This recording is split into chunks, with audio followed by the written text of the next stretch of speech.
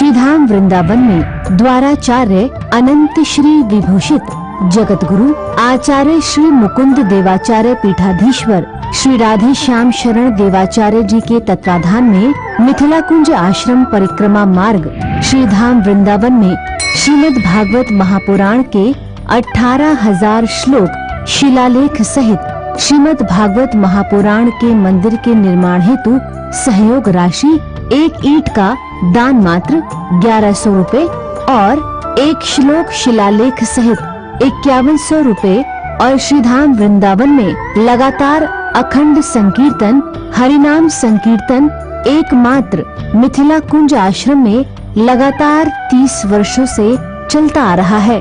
आप भी अपना या अपने पूर्वजों, अपने परिवारजनों या अपने बच्चों के नाम संकीर्तन करवाना चाहते हैं तो 1 दिन का संकीर्तन 1500 रुपए और 1 महीने का संकीर्तन 15,000 मात्र है।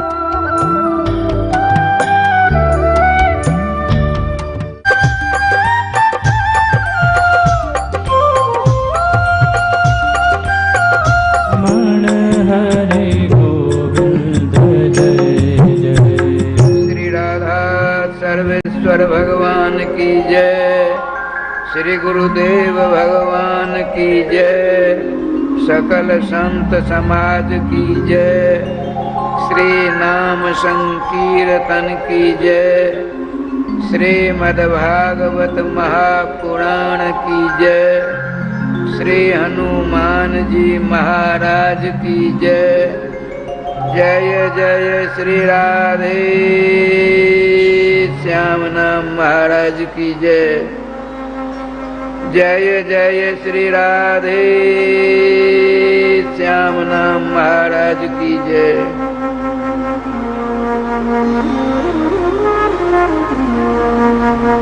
आनंद कंद स्वरूप भगवान सर्वेश्वर के मंगलमय नामानुरागी श्रोता समाज हमको, आपको, सबों को, चारों युगों के समस्त वैष्णवाचार्यों के चरणों की रज को अपने शीश पर धारण करते हुए समस्त वैष्णवों के चरणों की धूलि को अपने मस्तक पर रखते हुए अपने अपने इष्ट के मंगल में, मधुमय, आनंद में तथा रसमय नाम को अपने गले का हार बनाते हुए श्रीमद् भागवतामृत का रसास्वादन करने का सफल प्रयास करना चाहिए। जय श्री राधे। यहाँ जो कथा का क्रम चल रहा है, भागवत जी की कथा साप्ताहिक मानी गई आज से तो हिमालय, किंतु विशेष परिस्थिति होने पर 8 दिन लगते हैं, 9 दिन भी लगते हैं। अरे भैया 9 दिन क्या, श्रीमद् भागवत जी के उत्तरार्थ के महात्मा लिखा हुआ है, ब्रह्मा भगवान श्री कृष्णचंद्र ने ब्रह्मा विष्णु शंकर तीनों को श्रीमद् भागवत महापुराण दिया। ब्रह्मा जी को कहा, क्यों दिया? भगवान के आदेश से आदेशित होकर के श्री ब्रह्मा जी ने सृष्टि करनी प्रारंभ कर दी। चेतना नहीं आती, जहर के समान सब के सब भगवान सर्वेश्वर की स्तुति की। भगवान प्रसन्न होकर दर्शन देते हैं। श्री श्याम सुंदर का क्या चाहिए? आपके आदेशानुसार मैंने सृष्टि करनी प्रारंभ कर दी, किंतु इसमें चेतना कहाँ आती है? का ठीक है, तुम श्रीमद् भागवत महापुराण का साप्ताहिक पाठ करना, सारी शक्ति तुम्हें प्राप्त हो जाएगी। भगवान के द्वारा प्राप्त आदेश के आधार पर श्रीमद् भागवत महापुराण का साप्ताहिक पाठ किया, तब उनको समस्त जीवों में चेतना प्रदान करने की क्षमता प्राप्त हुई। अब चलिए, साप्ताहिक कथा हो गई। अब चलिए भगवान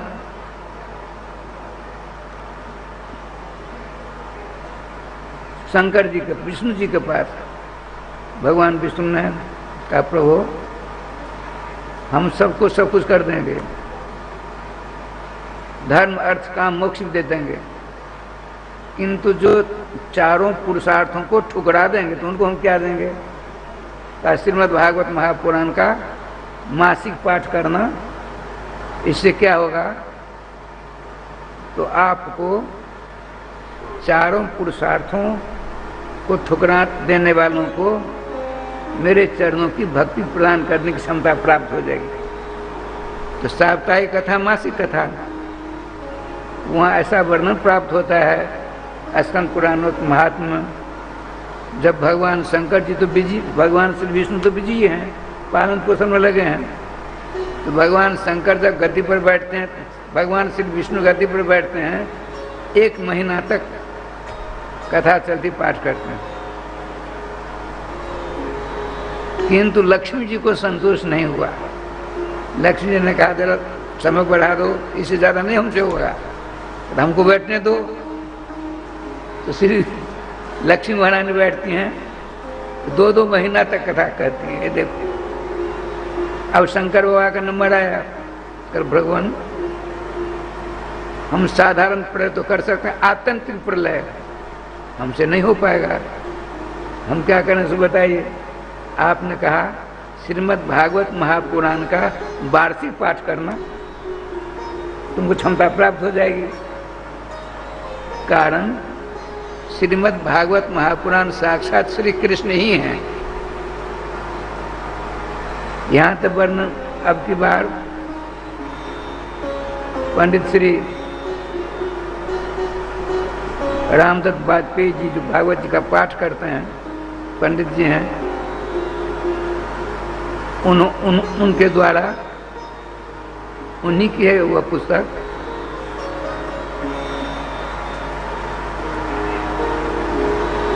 गर्ग संहिता है, गर्ग संहिता हमको मिली, उन्होंने पूरी आवृत्ति कर दी, संजोग से यहाँ भी आ गई है, कभी देख लिया करता हूँ। उसमें जो श्रीमद् भागवत महापुराण के महात्म का वर्णन है, वैसा तो न पद्म पुराणों 6 अध्यायात्मक महात्म प्राप्त होता है, और न स्कंद पुराणों के 4 अध्याय श्रीमद् भागवत जी का महात्मा, उसमें भी नहीं ऐसा वर्णन प्राप्त होता जैसा श्रीमद् गर्ग संहिता में उपलब्ध होता है भागवत जी की महिमा महात्मा। अच्छा आइए, यहाँ 9 दिनों का प्रकल्प है, नवा, आज दूसरा दिन है। श्रीमद् देखिए, भगवान रामकृष्ण की पूजा हो और न हो, होनी ही चाहिए। यदि किसी कारणवशात हम गृहस्थ हैं, नहीं हो पाता है, तो श्रीमद् भागवत महापुराण को अपने घर में रख करके तुलसी पुष्प चढ़ा दीजिए, कुछ मत करिए, हो गया जय गोपाल। श्रीमद् भागवत महापुराण की महिमा के विषय में तो राधे स्वामी यहाँ तक प्राप्त होता है। ओहो, हमारे वृंदावन में 2 थे जिनसे मैंने पढ़ा भी है, श्री शुकाचार्य जी महाराज, ये शुकाचार्य भागवत जी का नहीं, श्री शुकाचार्य जी महाराज, उनसे हमने 28 दिनों तक श्रीमद् भागवत महापुराण पढ़ा था। उनको 16 घंटा में 18,000 श्लोक पूरा पाठ कर देते थे, 16 घंटा में। राधे राधे। श्री शुकाचार्य महाराज रामानुज संप्रदाय, वो देखने में भी लगते थे वही परम सरल। और उन्हीं के शिष्य आजकल गिरिराज जी शर्मा जी निम्बार विद्यालय के व्याकरण विभाग अध्यक्ष थे, रंगलक्ष्मी जाकर व्याकरण विभाग अध्यक्ष, वो रिटायर हो गए हैं। उनके पिताजी ब्रजरथ प्राप्त श्री कन्हैयालाल शर्मा, उनसे मैंने थोड़ी भागवत पढ़ी। उनको 18 घंटा लगते थे पूरी आवृत्ति करने के लिए, 18,000 श्लोक, 18 घंटा। और जिनसे मैंने व्याकरण पढ़ा, सोनाम धन ब्रजमंडल में नंबर 1 विद्वान, राष्ट्रपति पुरस्कार पुरस्कृत पंडित श्री वैद्यनाथ झा जी ब्रजरथ प्राप्त हो गए इसी वर्ष, 94 वर्ष की अवस्था में। वैसा त्यागी, वैसा भक्त प्रहलाद जी के बाद उन्हीं का नंबर आता है।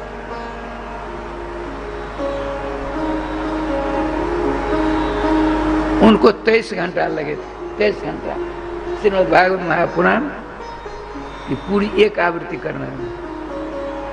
तो अपने लोगों के बस में तो है नहीं, खासकर जो संस्कृत जानते ही नहीं उनको कहाँ से आएगा। तो उनके विषय में आया है, यदि आप पूरी भागवत जी की कथा पाठ नहीं कर सकते, श्लोक पाठ नहीं कर सकते, एक स्कंद का करिए वो भी नहीं होगा, एक अध्याय करिए वो भी नहीं होगा, एक श्लोक करो, कितनी बड़ी सुविधा हो रही है। एक श्लोक भी नहीं होता आधा करो, आधा नहीं हो तो चौथाई करो, एक पाठ। श्लोकम श्लोकार्धम वा पाठ विवेकम तुझा पठे, एक श्लोक का पाठ कर दिए या आधा कर दीजिए या एक चौथाई कर दीजिए। जैसे अहोभाग्यम अहोभाग्यम नंद को ब्रजोक्षाम जन मित्रम परमानंदम पूर्ण ब्रह्म सनातन, एक श्लोक पूरा हुआ। आधा अहोभाग्यम अहोभाग्यम नंद को ब्रजोक्षाम, और चौथाई अहोभाग्यम अहोभाग्यम अहोभाग्यम अहोभाग्यम। श्रीमद् भागवत जी का एक श्लोक का चौथा।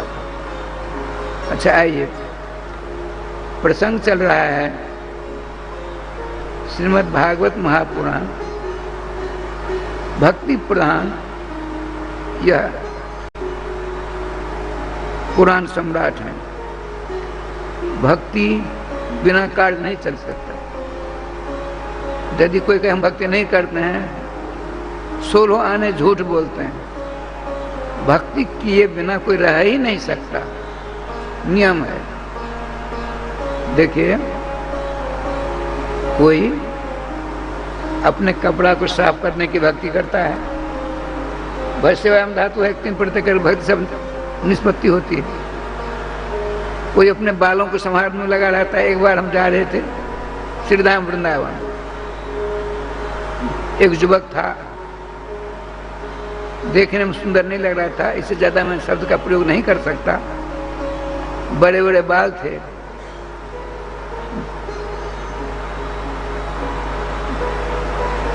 स्नान घर नहीं होता है, शौचालय, वहाँ पानी की व्यवस्था रहती है।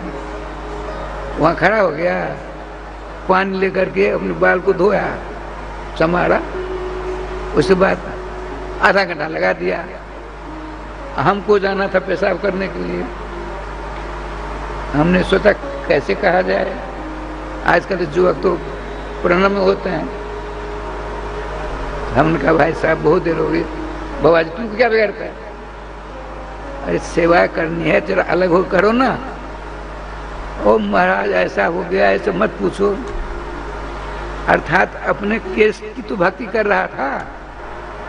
भक्ति किए बिना कोई रह नहीं सकता। लेकिन अपने लड़के बच्चे कुटुंब परिवार सगे संबंधियों की भक्ति दिन रात हम करते हैं, और उसमें थोड़ी सी मोड़ दे दीजिए, भगवान को लगा दीजिए। संसार की भक्ति बंधन कारक है। सर्वेश्वर श्याम सुंदर को उसको मोड़ देंगे तो मोक्ष कारक हो जाएगा, खर्चा कुछ नहीं होगा। अब देखिए, साधु संतों के पास वर्तमान में वैभव की कमी नहीं है। पहले आकाशवृत्ति स्थान हुआ करता था। भारतीय परंपरा में ऐसा उल्लेख प्राप्त होता है, साधु संत महात्मा भ्रमणशील हुआ करते थे, चक्कर काटा करते थे, कुटीचर कम होते थे, स्थान बनाकर रहने वाले कम होते थे। संत सुखी विचरंत मही, कहते नहीं, बंधा पानी बहता पानी निर्मला, आ बंधा गंदा हुए, आ साधु जन रमता भला। क्यों ब्याजी दाग न लागे कोई, राधे श्याम राधे श्याम। पुराने जमाने में हमने अच्छी तरह देखा है, यहाँ बड़े अच्छे अच्छे संत, जहाँ अपने लोग बैठे हैं प्रतीक वृंदावन बथई में,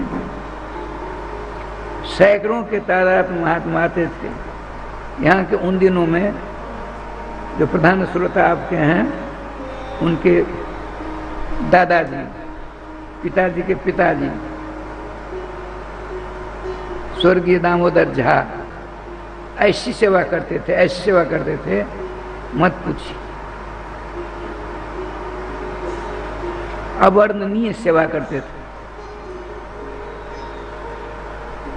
उनको 2 दिन रहना होता, 8-10 दिन रख लिया करते थे, हमने देखा अपने आंखों से। अच्छा, गांव घर में जिसके यहाँ जाते सर सेवा करते थे। कुछ दिनों बाद गांव वालों में जो प्रतिष्ठित थे, उन लोगों ने विचार किया, साधु संत महात्मा कृपा करके गांव आते हैं, तो दरवाजे पर उनकी सेवा नहीं करके एक ऐसा पंचायती स्थान बना दिया जाए, तो वहाँ आएंगे, कथा उनकी सेवा होगी, कथा कीर्तन होगा, हम सब के सब लाभान्वित होंगे। यह धारणा थी पहले। धीरे धीरे बड़े बड़े स्थान बनने लगे, जिसमें 10,000 बीघा जमीन, हवाई अड्डा, निवार सम्राट का स्थान था, उसमें हवाई अड्डा था। मधुबनी जिला में श्री वृंदावन बिहारी लाल की जय। मैं भक्ति की बात बता रहा था। भक्ति शब्द कैसे बनता है सो सुनिए। भज सेवायम धातु, भो जो भज, उसमें भज है, एक 3 प्रत्यय हो गया। एक 3 में क्या है? को, तो, ई, नो, सब समाप्त हो जाता है। जो को बना देते हैं और उसको सब समाप्त में इब बचाता, भक्ति बन गई, भक्ति शब्द बन गया, वो स्त्रीलिंग होता है। यदि अक्तो प्रत्यय हो गया तो भक्त बना। भक्त है भगवान की सेवा करने वाला, भक्ति भगवान की पत्नी, ये है। तो भगवान सर्वेश्वर कैसे विलक्षण है सो सुनिए। भगवान के 24 अवतारों के अंदर भगवान श्री ऋषभदेव जी की गिनती प्राप्त हुई। ऋषभदेव भगवान हुए, 5वें संवत्सर की चर्चा आएगी। उनका विवाह हुआ इंद्रपुत्री जयंती के साथ। अपनी पत्नी के द्वारा मर्यादा के साथ 100 बच्चे पैदा किए, जिनमें सबसे बड़े बच्चे का नाम भरत जी महाराज, जिनके नाम से भारतवर्ष ख्यात है। भरत से एकदम थी भारतवर्ष में।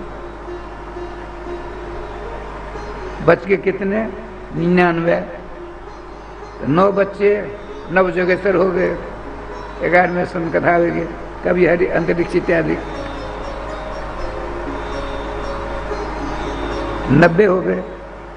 अब उसमें से 9, उनमें से 9 खंडों के राजा हुए। 81 बचे। बताते हैं श्रीमान सुखदेव जी महाराज परीक्षित जी को,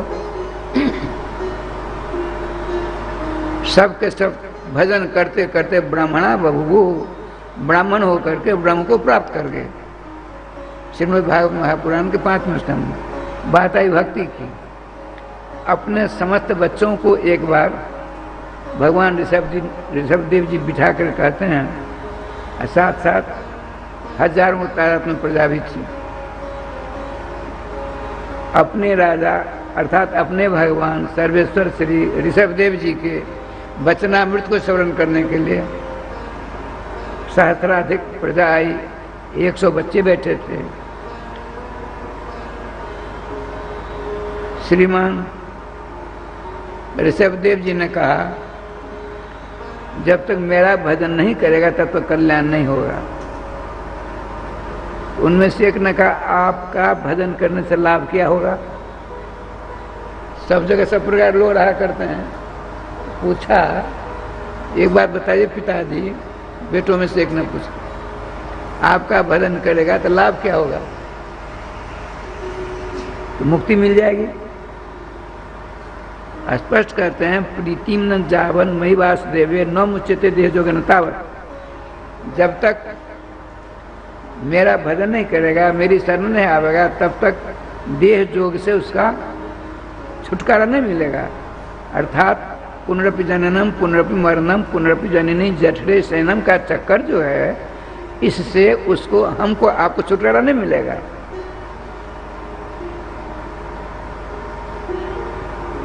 श्रीमान भरत जी ने पूछा, उनके बड़े बालक हैं, पिताजी एक बात बताइए, जिसको मोक्ष नहीं चाहिए, मुक्ति नहीं चाहिए, सबसे श्रेष्ठ पदार्थ जो है वह क्यों न देते हो अपने भक्त को? ये प्रश्न करना अनिवार्य है। ऐसा प्रश्न करेगा कौन? उसकी खोज होगा। देखिए, सत्य बात करना कटु होती है। हम श्रीमद् भागवत महापुराण कथा किस लिए सुनते हैं?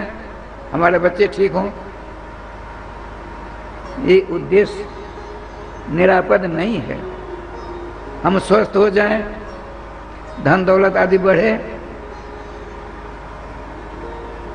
उसमें वैसा मजा नहीं आएगा, आनंद नहीं आएगा।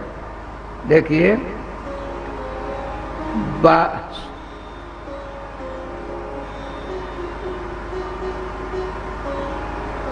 12 वर्ष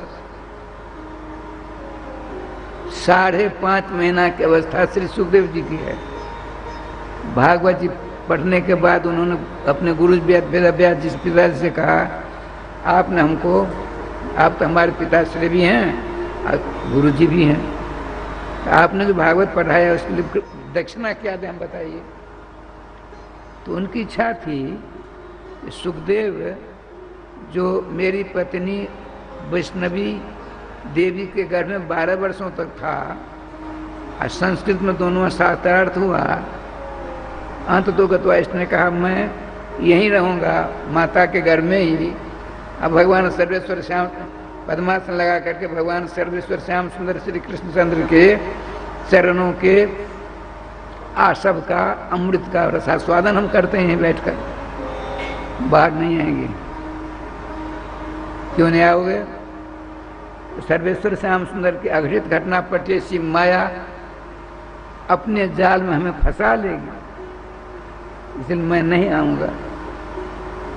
अच्छा, कोई ऐसा है जिसकी बात मानकर तुम बाहर आओ? तो एक है। कौन? जिसकी माया है। स्वयं मायापति आकर हमसे कहे मेरी माया कुछ नहीं बिगाड़ेगी, मैं यहां से। जब देखिए 24 अवतारों में भगवान वेदव्यास जी का नाम आता है।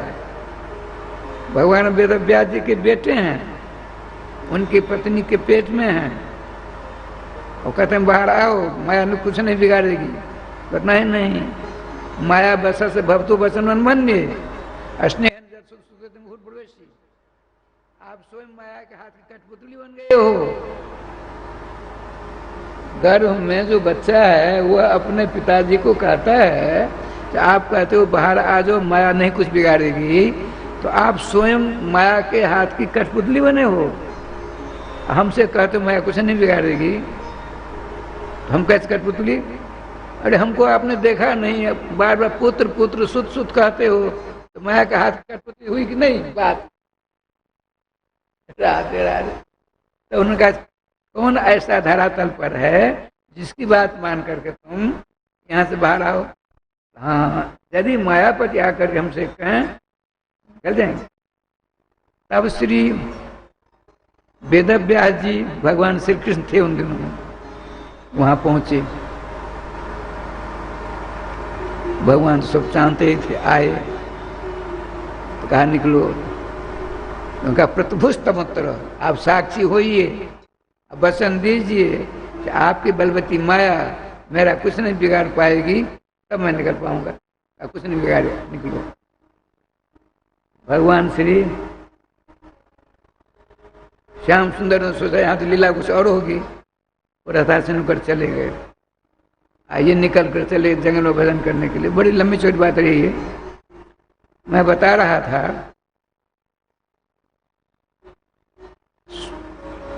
भरत जी ने अपने पिता भगवान श्री ऋषभदेव जी से कहा, आपका भजन करने वाला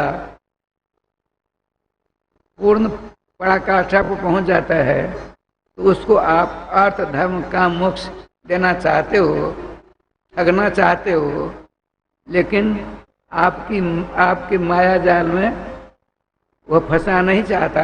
वो कहता है हम चारों पुरुषार्थ नहीं लेंगे, तब आप कहते हम उसको मोक्ष दे देते हैं। यदि मोक्ष नहीं ले तब क्या होगा? उससे ऊपर की बात होगा ना? नहीं, स्पष्ट लिखा है मुक्तिम ददामि करचित नहीं भक्ति जोगम। जो मेरा भजन पूजन करता है उसको मैं, भक्ति बात चल रही है, उसको मैं मोक्ष दे करके छुटकारा प्राप्त कर लेता हूँ। मुक्ति क्यों नहीं देते? कौन ऐसा होगा कि अपनी स्वतंत्रता को हटा करके स्वतंत्रता की जगह पर परतंत्रता प्राप्त करे? ये ठीक होगा? नहीं होगा। कैसे बताते हैं भगवान श्री श्याम सुंदर। एक माता है, नवजात, उसकी गोदी में नवजात शिशु है, साल भर के अंदर का ही है, माँ का स्तनपान कर रहा है। स्तनपान करता करता अब माँ सोचती है जल्दी सो जाए ताकि काम बहुत बाकी करूँगी। उसको दूध पीता पीता, छोटा बच्चा है 1 वर्ष के अंदर का, उसको नींद आ गई, माँ की गोदी में सो गया। भगवान श्री ऋषभदेव जी कहते हैं श्रीमान भरत जी को, माता जी ने सोचा ठाकुर जी ने अच्छा किया, छुटकारा मिला, और लेकर क्या करती है, पलना पर सुला देती है। कुछ देर बाद उसे भूख लगी, और वो अपनी माँ को बुलाए, मैया आओ हमको दूध पिलाओ, कहेगा? नहीं कह सकता। बताते हैं बाला नाम रोदनम बलम। जो नवजात शिशु होते हैं उसकी ताकत क्या है? रोना।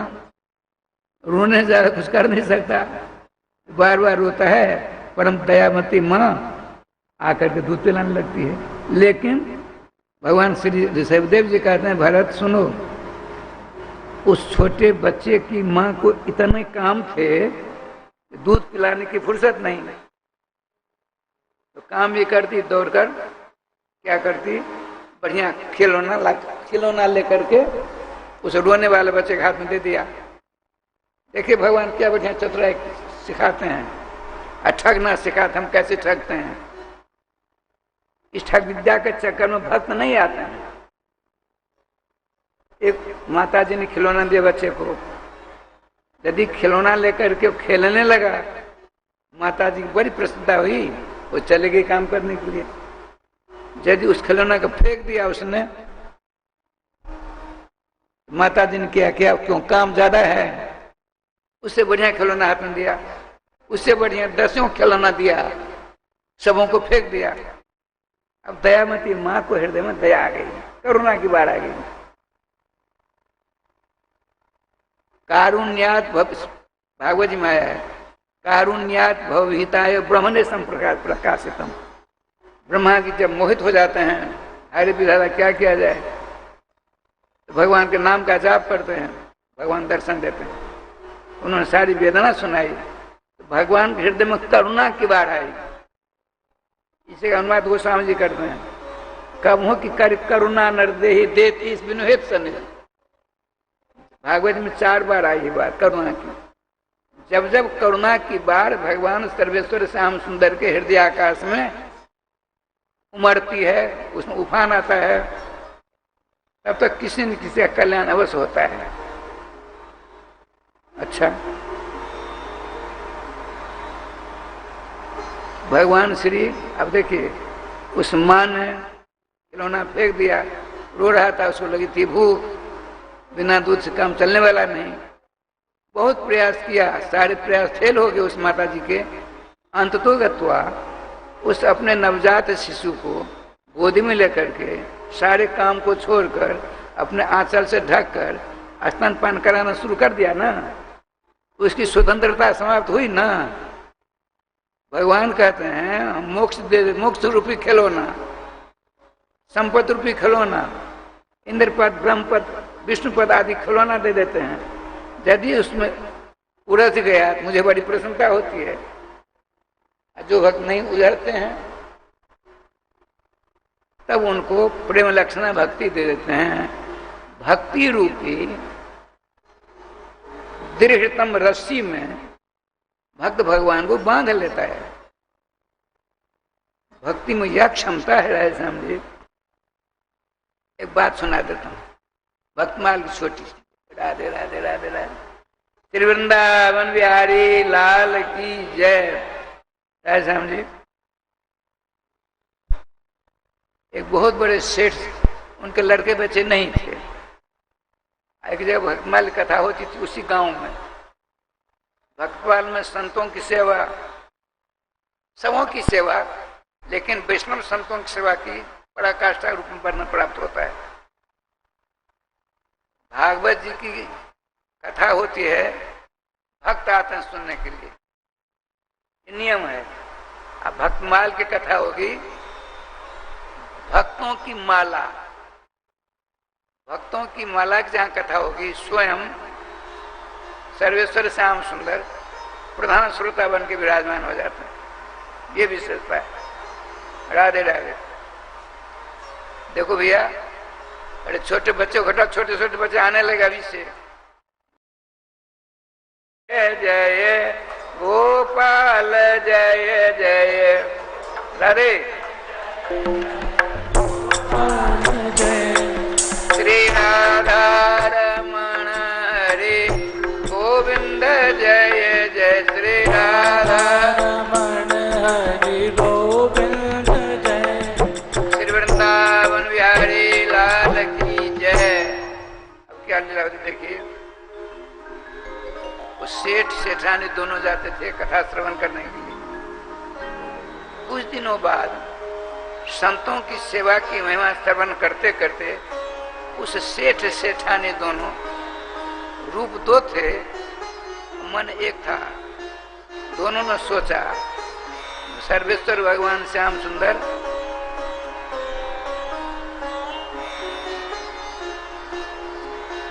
शास्त्री जी आगे आओ, दोनों बच्चों हटाओ और एक और बैठिए, इनको दोनों निकाल दो। इस बच्चा को बोलो, बच्चा को कान पकड़ो, हाथ पकड़ लो। अरे इसको ना आगे, इसको बैठो, चलो चलो, तो बाहर कर दो दोनों को।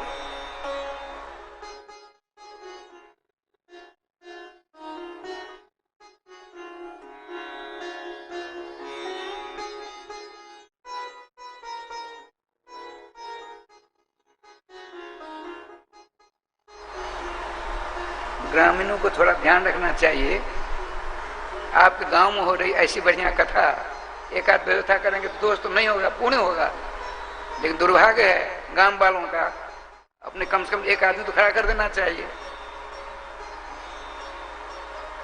श्री वृंदावन बिहारी लाल की जय। ऐसा होता सिद्ध होता है कि कथा में आपका मन नहीं लग रहा है।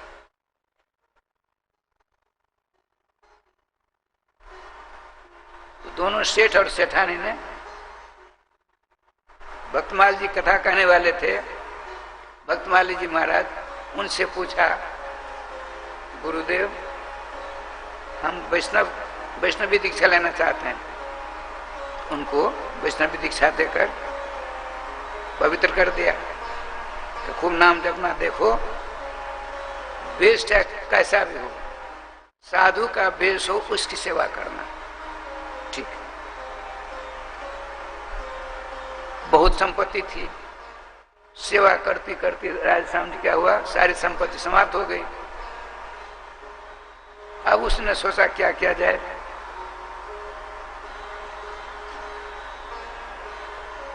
तो सोचा चोरी डकैती करके सेवा करूंगा।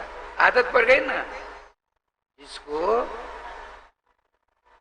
शराब पीने की आदत पड़ती है, चाय पीने की आदत पड़ती है, अरे तम्बाकू खाने की आदत पड़ती है, बड़ी बुरी बलाई है हमारा। राधे राधे।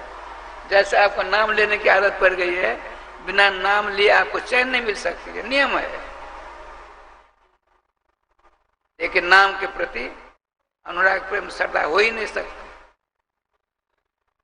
स्वल्प पूर्ण बताम राजन विश्वास ने जाए थे। जिनके पास में पुण्य थोड़ा है, पाप ज्यादा है, उसको भगवान के नाम में श्रद्धा प्रेम भक्ति अनुराग नहीं मिल सकता। फिर क्या किया जाए? नाम ही लो, नाम लेते रहो, नाम भगवान की कृपा से सारी व्यवस्था हो जाएगी। अच्छा, अब क्या लीला हुई राय श्याम जी? जो सारी संपत्ति समाप्त, महात्मा विराजमान है, खूब सेवा हो गई। सेठ जी ने सोचा चलो डकैती करेंगे। देखिए लठ लेकर कभी डकैती की नहीं थी। सेठ जी थे, जंगल की ओर चले, रास्ता है इसमें कोई शाम को जाएगा, रात को उसको पकड़ करके डरा धमका कर सारी संपत्ति लूट कर सेवा करूंगा। सर्वेश्वर श्याम सुंदर ने सोचा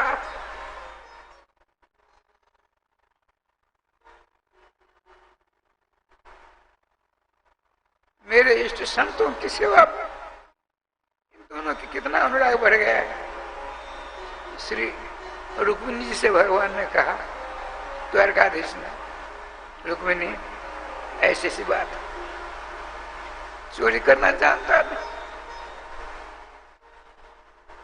हम तुम दोनों चलो, उस रास्ते से गुजरेंगे, उस भक्त की भावना को देखना। चलिए, वो दोनों तो एक ही हैं। खूब अच्छी तरह ज्यादा ज्यादा जेवरात पहन लो। माताओं को यदि पति साथ में हो तो यात्रा करने के लिए जितने आभूषण घर में होते सबको अपने शरीर में लगा कर चलने का बड़ा शौक होता है।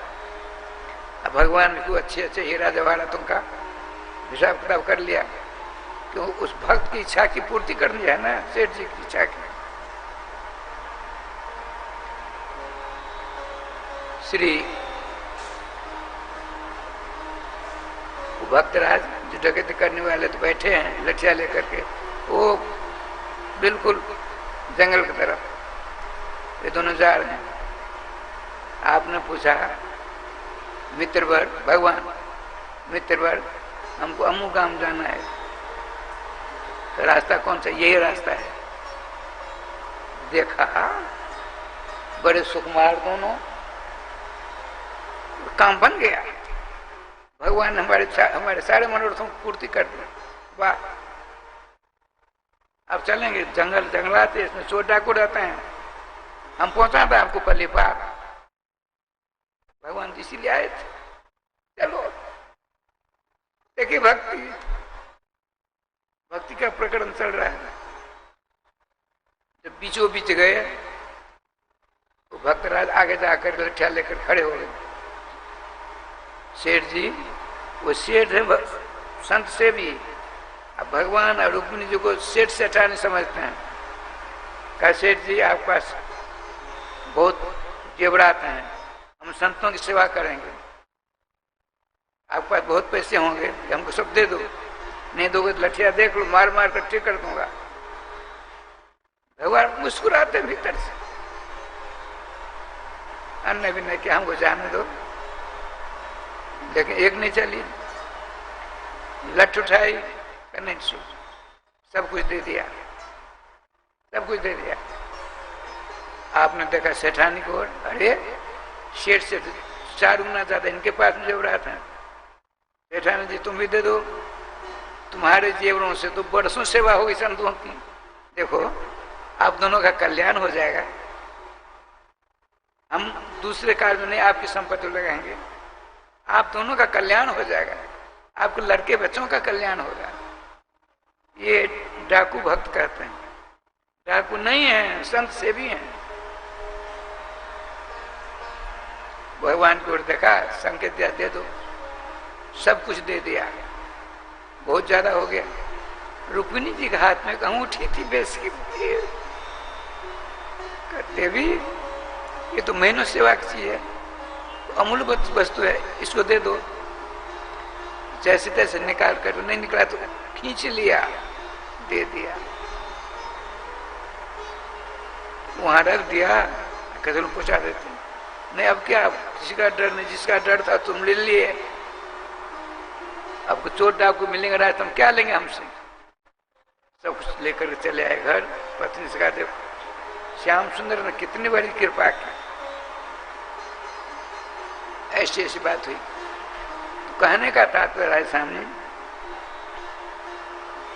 चोरी डकैती करके ही संतों की सेवा, परोपकार, जनता की सेवा हो जाए।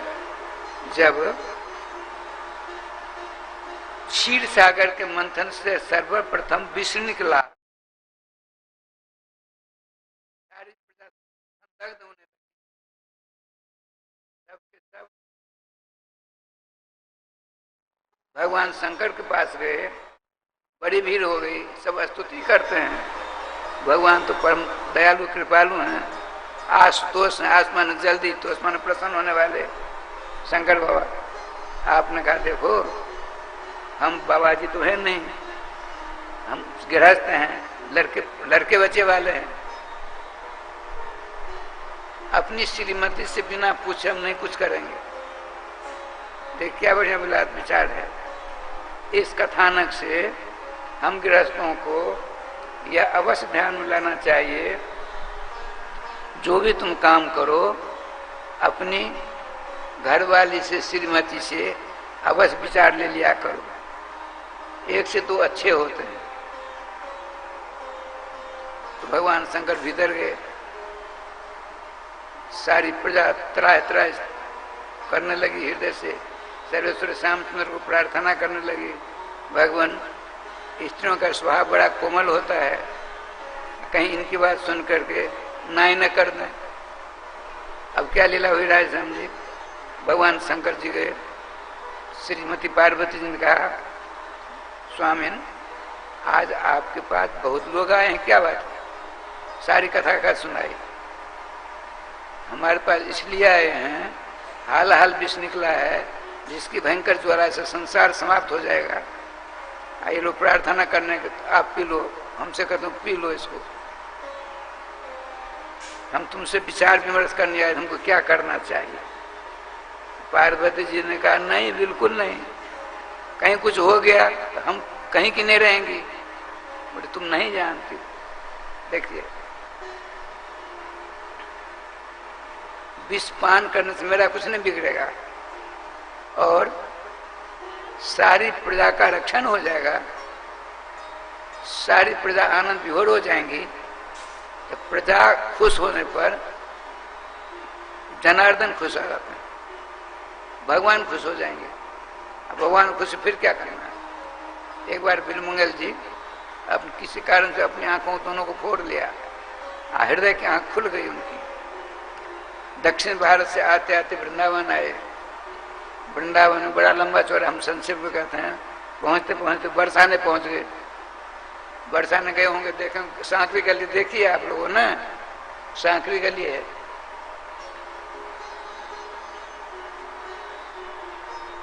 श्रीमान बिलमंगल जी एक दिन पहाड़ की चोटी पर बैठे हैं, सांकरी गली है, एक आदमी जा सकता है। तो उनके मुख से एक श्लोक निकला, क्या निकला? माँ या तु पंथा पथि भीमरथ्या दिगंबर कोपि तमाल नीलय तमाल नीलम विन्यस्त हस्ते नितंब बिंबे धूर्तस्तमाकर्षित चित्त वित्तम। अरे वो रास्ता गिरो, बटो ही हो, पथ को इस रास्ते से मत जाओ। बरसाने चिकसोली जाने में सांकरी गली मिलती है। यह भयंकर कंटकाकीर्ण नहीं, चोर लुटेरों से भरा हुआ यह मार्ग है, रास्ता है। इस रास्ते से जाओगे लूट लिए जाओगे। किसी पथिक ने कहा, रास्तागीर ने कहा, बिलमंगल जी मेरे पास तो फूटी कौड़ी भी नहीं है, एक नया पैसा नहीं है, तो चोर डाकू हमारा क्या बिगाड़ेगा। तो क्या कहते हैं सो सुनिए, क्या सुंदर बात करते हैं। माँ जातु पंथा पथ भीम रथ्या, हे पथिक इस रास्ते से मत जाओ, बड़ा दर्दिला है, मार दिए जाओगे, लूट लिए जाओगे। आप तो अंधे हो, कैसे देखते हो? हम देखते हैं। ऐसा बताओ वो लुटेरा कैसा है, पहचानते हो? हम जानते हैं उसको, बताइए। वो है दिगंबर है, नंग धरंग है, तमाल का पेड़ होता है। तमाल जानते हैं? नहीं जानते।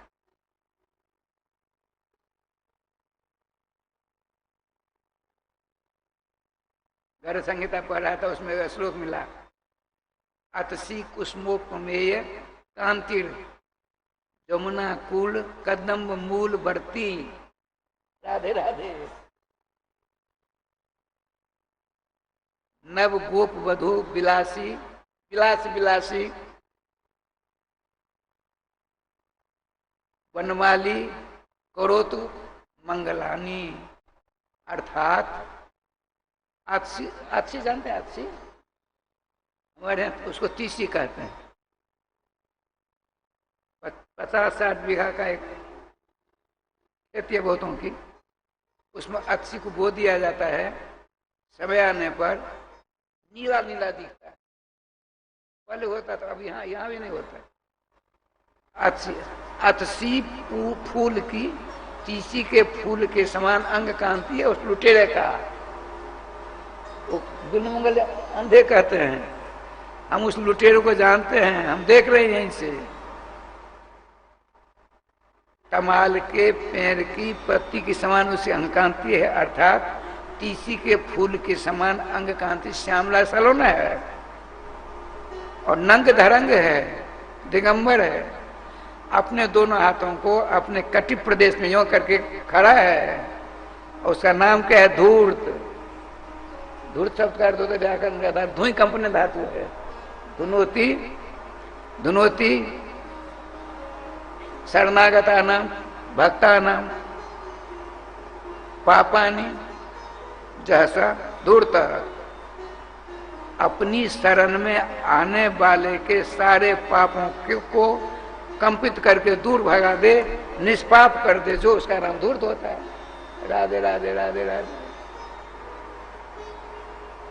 तो उन्होंने कहा कि मेरे सब मैं भी पहचान गया, आपने जो हमको होलिया बताया, पहचान बताई, उसे हम भी देख लिया ऐसा लुटेरा है। लेकिन सुनिए बिलमंगल जी, मेरे पास कुछ नहीं है। अरे तुम्हारे पास जो है हम जानते हैं ना, जिसको लेकर तुम अपने घर द्वार सारे परिवार का काम करते हो, मन है ना तुम्हारे पास, मन। यदि मन नहीं रहेगा, कहते ना मन तो मेरा हर लिया गोविंद राधे श्याम ने, श्रीमती ब्रज ललनाओं ने सर्वेश्वर श्याम सुंदर से कहा। राज पंचायत है में कहता है भगवान का, देखो जो रात में नहीं, सती साथी स्त्रियों को बाहर जाना चाहिए, पर पुरुष पास नहीं रहना चाहिए। बहुत भगवान उपदेश दिया, आपने भी दिया। अंततः भगवान की हार हुई। गोपियों ने कहा ठीक है, 12 बजे रात की बात है, जमुना का किनारा है, पूर्ण चंद्रमा है, सारे मनोरथ को पानी फेर दिया श्याम सुंदर ने। गोपियां तो गोपियां हैं। गोपी शब्द का अर्थ होता है गोपायति इति गोपी, गुप रक्षण धातु है। गुपु गुपु गुप रक्षण है, गुप गोपनीय में है, यहाँ रक्षण धातु प्रयोग करेगी। गोपायति कम गोपायति रक्षयति, सर्वेश्वरम सर्व रक्षा करम श्री कृष्णम रक्षेति जैसा गोपी। जो सर्वेश्वर अनंत ब्रह्मांड की रक्षा करने में नंबर 1 है, उसकी रक्षा करने वाली कौन? गोपी। राधे राधे श्याम राधे। वृंदावन के जिनसे मैंने पूरी भागवत पढ़ी। श्री श्री नथीलाल शर्मा थे, बहुत भागवत गुरु कंठ था। नमस्कार लाला, यह हमारे ब्रजवासियों में एक परंपरा है, गोपाधिकार जानते हो, हम तो पढ़ ही रहे थे, क्या समझेंगे? सुनो, भविष्य में काम आवेगा। परम पवित्र देखे थे वो। कथावाचक कैसे थे? बिहार जी बगीचा में एक बार मैं भी था, खचाखच बिहार बगीचा खचाखच भरा हुआ, मंदिर में, गोपाल जी मंदिर में। श्री ललिता दास जी को जानते थे? आप नहीं जानते? गोलोक स्थान है ना, गोपाल जी, उनके गुरु जी थे, परम संत थे, विद्वान थे। उन्होंने एक बार उनकी कथा बिठाई, सेठ साहूकार एकदम चकाचक। 2:30 बजे कथा हुई, 6 बजे सब चले गए, इनकी कथा समाप्त नहीं होती, रहते रहते हम 6 बज गए। महंत जी, पुजारी जी, मैं और 3 विद्यार्थी, 2 विद्यार्थी और पंडित जी। 9 बजे कथा संपन्न हुई। मैंने कहा गुरु जी, खचाखच हॉल भरा हुआ था, सब 6 बजे चले गए, आपको उस समय कथा बंद कर देनी चाहिए थी। उनका लाला तुम नहीं जानते हो, सुनो, मैं कथावाचक, मेरे श्रोता कौन? भगवान गोपाल जी, वो कहीं जाने वाले नहीं, देर होती इससे क्या होगा? ये देखिए, परम संत थे, परम संत, राधे राधे। ठाकुर जी कृपा से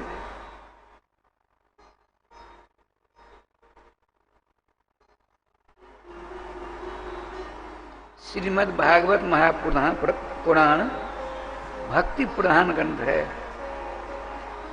भक्ति माने सेवा, और सेवा की उत्कंठा, लालसा का प्रारंभ होती है। जब तक नामाश्रय जीव नहीं होगा तब तक नहीं काम चलेगा। नामाश्रय का अंकुर कब जागृत होगा? तो संतों की सेवा से। संत किसको कहते हैं? सम तो है, सम कल्याणम तनु विस्तार है। सम कल्याणम करोति सर्वेषां कृते जैसा संत, पूरे संसार के लिए जो सुख शांति का कामना करे उसका नाम संत। वर्तमान में ऐसे संतों का अभाव हो गया है। एक बार श्री श्री मलु पीठाधीश्वर स्वनाम धन परम पूज्य श्री राजेंद्र दास जी कथा कर रहे थे, हम टीवी पर यहीं सुन रहे थे, इसी प्रति वृंदावन में। उन्होंने कहा कहीं ऐसा दुर्भाग्य वाला अवसर न आ जाए कि साधु संतों का अकाल हो जाए।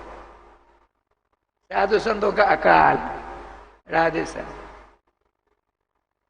थोड़ी देर बाद उन्होंने कहा, थोड़ी देर बाद देखिए ह्रास हो जाएगा, ह्रास, सर्वथा अभाव नहीं होगा। क्यों? सनातन धर्म है ना, सनातन माने भगवान। कल बात आई थी, सचित आनंद, सत माने अस्थि, आसित अस्थि है, भविष्य रहेगा, नियम है। भगवान थे, हैं, रहेंगे। इंद्रादि, ब्रह्मा विष्णु शंकर इंद्रादि समझ देवता, हम और आप क्या गिनती है, ये सब के सब नाशवान है। आयु ज्यादा कम हुआ करती है, लेकिन सब के सब समाप्त होने वाले हैं। इसीलिए भगवान सर्वेश्वर श्याम सुंदर कहते हैं, मेरी पूजा छोड़ करके किसी अन्य की पूजा मत करो। पिताजी में बार बार कहते हैं, आप किसी कामना को लेकर किसी देवता की पूजा करोगे ना, अरे महादेव की पूजा करने के लिए सवेरे आती हैं, कर 15-20 माताएं आती हैं, महादेव की पूजा करते हैं, कीर्तन करते हैं, भगवान की आरती करते हैं, स्तुति भी करते हैं, तब जाते हैं। लेकिन सबों के हृदय में कुछ न कुछ लालसा है, इच्छा है, आकांक्षा है, नियम होता है। बिरले के कोई होंगे, कुछ नहीं हमको चाहिए, हमको केवल भगवान की भक्ति, भगवान के नाम आदि चाहिए। अब भगवान के नाम हम इसलिए जाप करते हैं कि मेरी बीमारी दूर हो, हमारे बच्चे सब ठीक रहे, हमारा भूत भविष्य वर्तमान सब बने। 2 बार नाम लीजिए, ठीक है, अभी कथा चलेगी, नाम लीजिए। गोविंद जय जय गोपाल जय जय गोविंद जय जय गोपाल जय जय श्री राधा रमण हरे गोविंद जय जय श्री राधा हरि गोविंद जय जय गोविंद जय जय प्यारे गोपाल जय जय गोविंद जय जय गोपाल जय जय श्री राधा रमण हरे गोविंद जय जय राधा रमण हरि गोविंद जय जय श्री वृंदावन प्यारे लाल की जय जय जय श्री राधे श्यामना महाराज की जय।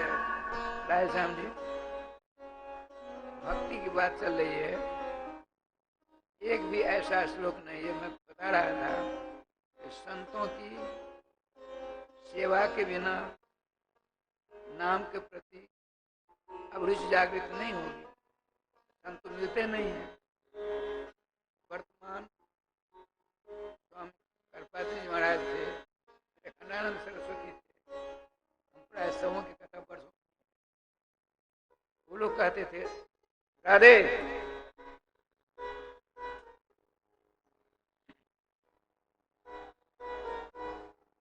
वो लोग कहते थे संतों का अभाव हो गया है। गोस्वामी जी भी कहते हैं, पूर्ण पुंज मिले संता। जब पूर्ण माने पूर्णों का समुदाय, समूह एकत्रित आपका होगा, तभी संतों के दर्शन होंगे। उनके दर्शन, उनके सानिध्य में रहकर उनके मुखारबिंद का उपदेश श्रवण करेंगे, क्या होगा? संसार का अंत हो जाएगा, संस्कृति का अंत हो जाएगा, आवागम का चक्कर छूट जाएगा। बताते हैं ऐसे संतों का तो अभाव रहेगा, तो कैसे काम चलेगा? बताते हैं श्रीमद् भागवत रूपी संत, श्रीमद् रामचरितमानस रूपी संत, श्रीमद् गीता रूपी संत इत्यादि जो ग्रंथ हैं, राधे, यही महासंत हैं।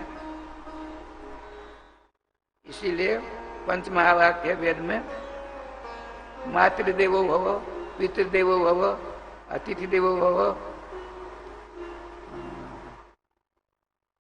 स्वाध्याय में प्रमोदो एक और है, अर्थात स्वाध्याय प्रत्येक दिन कम से कम 1 घंटा स्वाध्याय करना चाहिए। क्योंकि श्रीमद् भागवत रूपी संत हैं, गीता रूपी संत, रामायण रूपी संत, 1 घंटा रोज पढ़ेंगे तो सत्संग हो गया। यह सत्संग जो प्राप्त होता रहेगा आपको मलिन होने नहीं देगा। आइए, भक्ति महारानी की कृपा होगी राय श्याम जी, तो संत मिलेंगे। संत क्या कहेंगे? नाम लो। नाम क्या करेगा? देखिए, आपने संत की कृपा होने पर नाम के प्रति प्रेम होता है, अनुराग होता है। श्रीमद् भागवत में एक भी ऐसा श्लोक नहीं है जिसमें नाम की महिमा का वर्णन न प्राप्त हुआ हो। जन्मादेश से लेकर के तम नमामि हरिम परम तक 18,000 मंत्रों में एक भी ऐसा नहीं है जिसमें नाम की महिमा का गायन न किया गया हो, वर्णन न किया गया हो।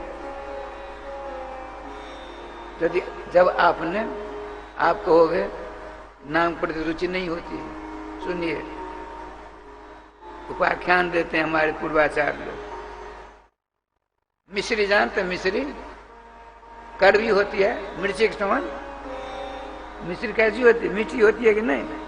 राधे राधे श्याम राधे, मिश्री मीठी होती है, नीम की पत्ती के समान नहीं होती है ना। लेकिन जिसको पित्त की बीमारी होती है, पित्त की, उसके मुख में मिश्री की डेली दीजिए तो थूक देगा, फेंक देगा उसको। क्यों? कड़वी लग रही है, करेला के समान, नीम की पत्ती के समान। ऐसा क्यों? बीमारी जो हो गई पित्त की, पित्त की बीमारी की यही पहचान है, मिश्री उसको कड़वी लगेगी। तो एलोपैथी में, होम्योपैथ में इसका इलाज नहीं है, आयुर्वेद में इलाज है। आप आयुर्वेदिक वैद्य के पास गए, उन्हें नब्ज देखी। मैं अपनी बात सुना देता हूं। अपने गुरुदेव के साथ में, गुरुदेव जी की जन्मभूमि बंदा दसोत गया। प्रथम बार की बात है, 28 दिनों तक बुखार लगा, भयंकर बुखार। उन दिनों में दरासन और राधे रात कर देते थे वैद्य लोग। उस गांव में एक धन्वंतरी के अवतार थे, पंडित जी, उनका नाम भूल रहा हूं। 80-82 वर्ष की अवस्था उन दिनों में थी उनकी। नब्ज देखते थे। 28वें दिन कहा, 27वें दिन अब बुखार नहीं, लेकिन 24 घंटा इसको कुछ नहीं देना है, गर्म पानी पिलाते। 28वें दिन हम ज्वर हो गए, ज्वर रहित हो गए। 29वें दिन मूंग की दाल का पानी मिला, 1 तोला के बराबर। देखिए 1 तोला के रुपया के बराबर। और दूसरे दिन केला का उबाल करके छोटी सी रोटी दी गई। और तीसरे दिन गेहूं के आटा को गूंद गान करके उबाल करके रोटी छोटी सी बनी, उसका जो ऊपर का भाग होता है पापड़ के समान, पपड़ा जिसको कहते हैं, वो मिली। चौथे दिन एक छोटी सी रोटी मिली। 5वें दिन 2 मिली, 6वें दिन 3, 7वें दिन 4, तब छूट मिल गई। तो करीब 17-18 वर्षों तक हमको बुखार नहीं आया, बिल्कुल शुद्ध हो गए। ऐसे वैद्य के पास आप जाइए तो क्या करेंगे? आज भी भारत में नारी विशेषज्ञ 4 हैं, बस 4 ही। कौन सा रोग है आपके पास, तो किस रोग से रोगी आप पीड़ित हैं से बता देंगे। मात्र 4 हैं। अच्छा, वैद्य जी ने आपकी नब्ज देखी, पित्त की बीमारी हो गई है, मिश्री कड़वी लग रही है। नाम की बात सुना रहा हूँ, ये भक्ति के सब अंग हैं। तो हम गए, हमको पित्त की बीमारी समझ लो है नहीं। उन्होंने नब्ज देखी, बाबा राधे श्याम जी, हाँ वैद्य जी, बड़ा रूप धारण कर लिया आपका पित्त ने, इसीलिए आपके शरण में बताइए। हमारे साथ जो थे घनश्याम, समझ लीजिए घनश्याम बाबू का 5 रुपया दीजिए, दिया। एक आदमी को भेजा, जाओ दुकान से 5 रुपए की मिश्री ले आओ। मिश्री आई, उस मिश्री के 20 पुड़िया बना डाले। 19 पुड़िया को एक कागज में बंद करके दिया, इसको रखो। एक पुड़िया हमसे कहा, बाबा मुंह खोलो। मैंने मुंह खोला, मेरे मुख में मिश्री का जो एक पुड़िया था, उसमें जितनी मिश्री थी मेरे मुंह में दे दिया। अरे राम राम, जहर के समान कड़वी लगी, तीत, उसमें नहीं फेंक दिया। हमने कहा, भाई जी हमने तो आपका कुछ नहीं बिगाड़ा, आपने हमको जहर क्यों दे दिया? डांट फटकार शुरू कर दिया हमने। 10 आदमी इकट्ठा हो गए। भाई जी क्या क्या क्या हुआ, क्या हुआ? महात्मा जी क्या परेशान क्यों परेशान करते हो? घनश्याम बाबू ने सारी बात बताई। भाई जी का कोई दोष नहीं है। भाई जी ने कहा, इनका रोग ही ऐसा भयानक है, मिश्री कड़वी लग रही है।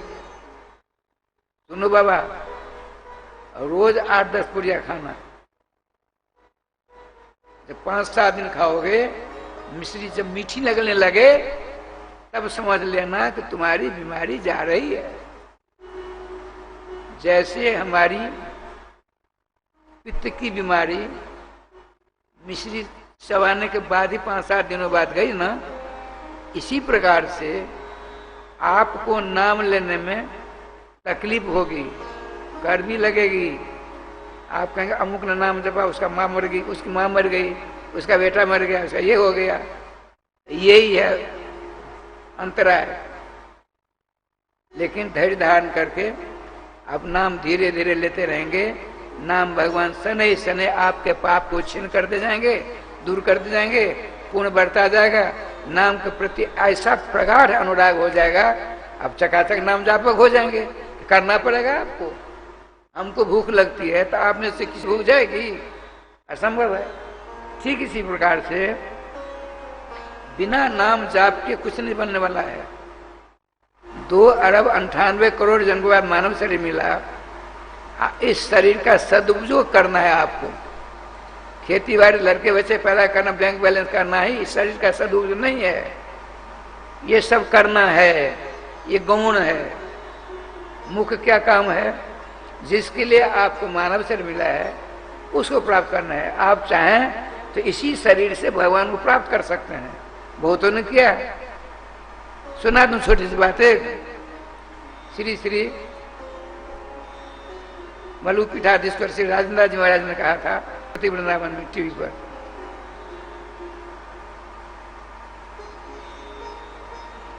वृंदावन जो गए हैं उनको मालूम होगा, सुदामा कुटी से ज्ञान गुदरी आएंगे तो जो पहाड़ी बाबा के पास आएंगे, श्री देवादास महाराज पहाड़ बाबा उनके गुरु जी थे, परम संत थे, परम संत।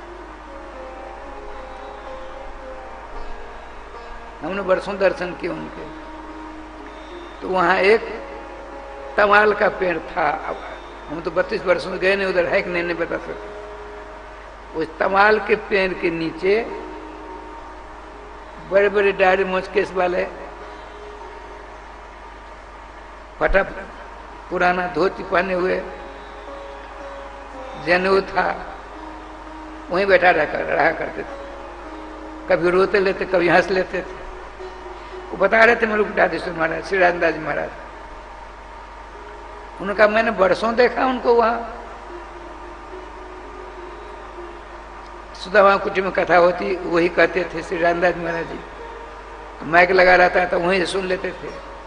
कभी कोई बिजली नहीं रहती तो माइक नहीं, तो चले जाते वहां बैठ कर बाहर कथा सुनते, फिर चले जाते। बरसों बीत गए तो श्री मलु पीठाधीश्वर जी ने कहा मेरे मन में बात आई, कुछ पूछूं। 9 बजे बाद सब सो सा गए, वो बैठे रो रहे थे। मैं पहुंचा, मैंने पंचांग दंडवत किया, उन्होंने पंचांग दंडवत किया। देखिए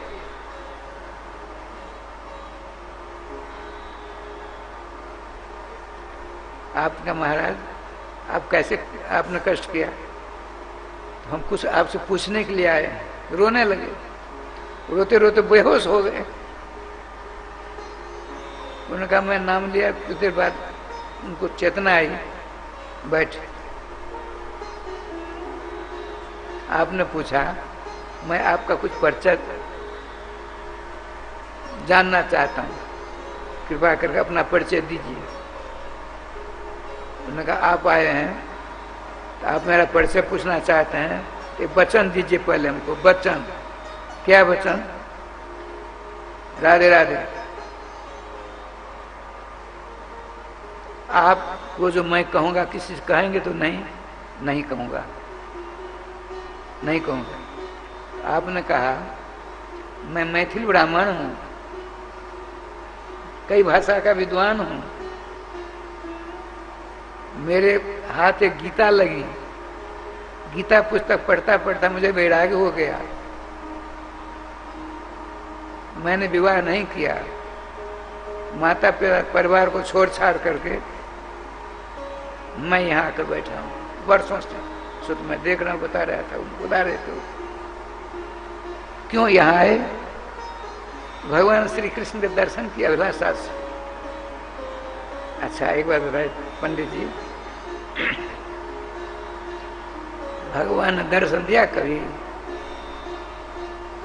उन्होंने कहा दर्शन दिया, श्याम सुंदर को दर्शन दिया, बराबर देते रहते दर्शन। कहते कहते मूर्छित हो गए। जब तक चेतना नहीं आई तब तो बैठे थे, चेतना आई, काम जाते हैं। तो उन्होंने कहा, उन्होंने हमसे वचन ले लिया था, मैं जो कहूँगा किसी नहीं कहना। अब उनका शरीर पूरा हो गया, वृंदावन प्राप्त हो गई, इसीलिए परम भक्त थे। कहने का तात्पर्य है, समझो। देखिए, आप इसी शरीर से, यह शरीर मिला है भगवत दर्शन प्राप्त करने के लिए, यह शरीर मिला है सारी उलझनों से छुटकारा प्राप्त करने के लिए। लेकिन दुर्भाग्य हमारा है, हम उलझन को बढ़ाते जा रहे हैं, छूटना अधिक उलझाई वाली बात हो जाती है। इसीलिए अंतों तो तजेंगे पामर, तूने तजे अभी थे। लड़के बच्चे कुटुंब परिवार, तब तक आप की सेवा ससुर आदि करते हैं। कब तक? जब तक आपके शरीर में कुछ करने की क्षमता रहती तब तक। उसके बाद बिरले होते हैं सेवा करने वाले। सब किशोरी शरण नहीं हो सकते, ध्यान रखेंगे। किशोरी शरण बिरले होते हैं। मेरा पुनर्जन्म हुआ जिसमें किशोरी शरण ही कारण है, नहीं तो जय गोपाल हो गया होता मेरा कोरोना सेंटर में ही। अच्छा, कहने का तात्पर्य, यह शरीर जो भगवान ने दिया आपको, इसका सदुपयोग करिए। ये नहीं, हिंदू संस्कृति ये नहीं कहती है घर द्वार कुटुंब परिवार से के संबंधों को छोड़ छाड़ करके कहीं चले जाओ। भक्ति प्रधान श्रीमद् भागवत भक्ति बात चल रही है। आप जिस जाति के हैं, जिस बिरादरी के हैं, जिस पद पोस्ट पर हैं, वहीं रहिए, छोड़ना नहीं है। यहाँ तो जोड़ने की बात आती है। आपको जोड़ने की कला भगवान ने दी है।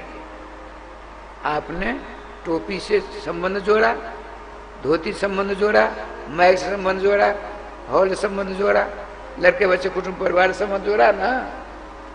आपको जोड़ने की क्षमता भगवान ने दी है, तोड़ने की नहीं। गोस्वामी तुलसीदास जी कहते हैं, अरे भैया सुनो, भगवान ने तुमको कला दी है, उस कला को संसार में क्यों लगाते हो? लगा दिया, लगा करके तुम थक गए हो। अब कम से कम एक बार भगवान के नाम से संबंध जोड़ लो ना। भगवान नाम से संबंध जुड़ जाएगा, नाम भगवान नाम ही के दर्शन करा करके तुमको कृत कर देंगे। इसलिए बताते हैं, नामी के दर्शन करा देंगे। जब नाम के दर्शन होगा तो क्या होगा? बताते हैं हमारे वृंदावन का रसिक संत, जिन लखी लाल की मुस्कान तिन्हीं बिसरी वेद विधि, जप जोग संयम ध्यान, नेम व्रत आचार पूजा, पाठ गीता ज्ञान। भगवत रसिक जी निवार समुदाय के परम संत, रसिक भगवत दीर्घदयी असी ऐंच के मुखम्यान। मुख रूपी म्यान से हंसी रूपी तलवार लेकर भगवान घायल कर देते हैं। जितनी देखो तितनी श्यामयी हो जाती है स्थिति, वासुदेव सर्वमिति की स्थिति हो जाती है, सिया राम मैं सब जाने की स्थिति हो जाती है। कब नाम भगवान संबंध जोड़ेंगे तब। इसी यही काम करने के लिए भगवान आपको मानव शरीर दिया है। अब 2 बार नाम ले लीजिए। आ गए हैं राधे राधे। अब श्रीमद किशोरी शरण जी राधे राधे करेंगे, आप लोग सुनेंगे, बहुत बढ़िया राधे राधे करते हैं। अच्छा, 2 बार नाम लीजिए। श्री वृंदावन बिहारी लाल की जय, श्री गुरुदेव भगवान की जय, सकल संत समाज की जय, श्री नाम संकीर्तन की जय, श्री हनुमान जी महाराज की जय। जय जय श्री राधे श्याम नाम महाराज की जय। जय जय श्री राधे श्याम नाम महाराज की जय। गोविंद जय जय गोपाल जय जय। गोविंद जय जय गोपाल जय। श्री राधा रमण हरे गोविंद जय जय। गोविंद जय जय। श्री वृंदावन बिहारी लाल की जय।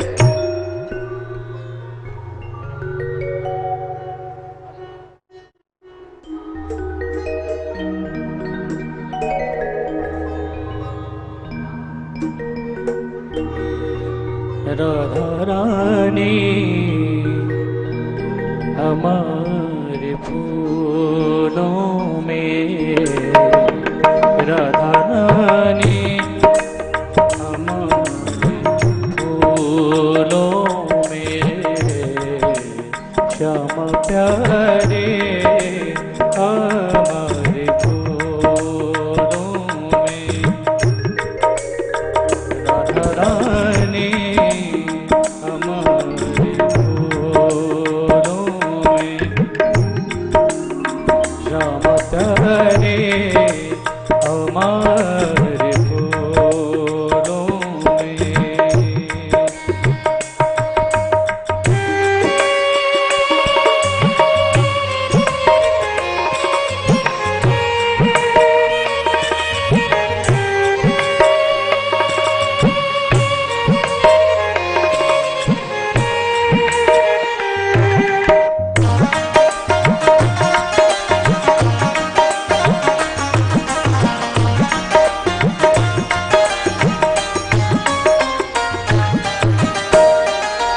फूल के हार, फूल के बंगले,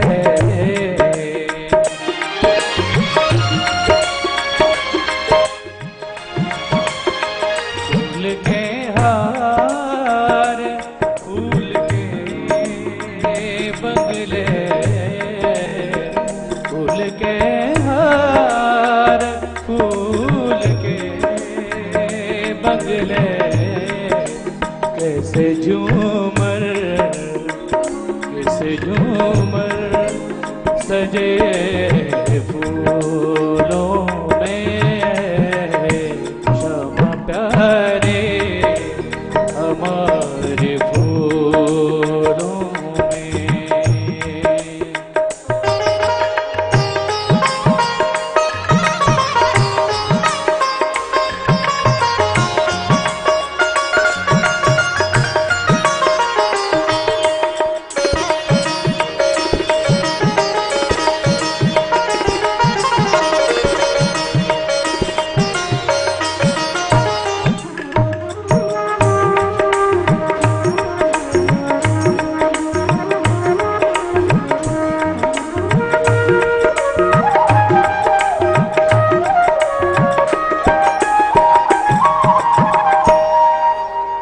फूल के हार, फूलों के बंगले,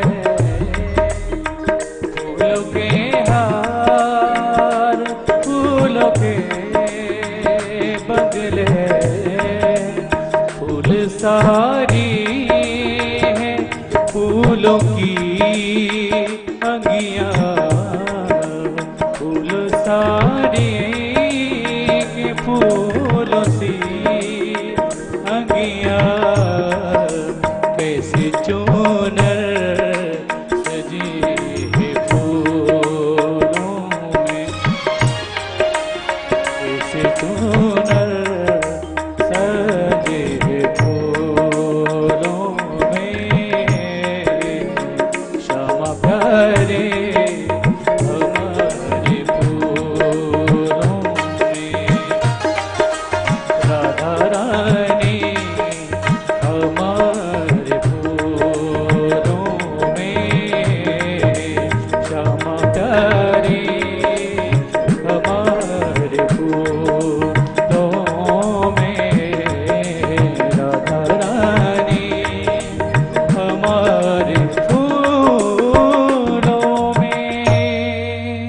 श्री वृंदावन बिहारी लाल की जय। सर्वप्रथम जो फेसबुक यूट्यूब चैनल एवं श्रद्धा चैनल के माध्यम से जुड़ रहे हैं, एक बार सभी दोनों हाथ उठा करके प्यार से बोलेंगे राधे राधे।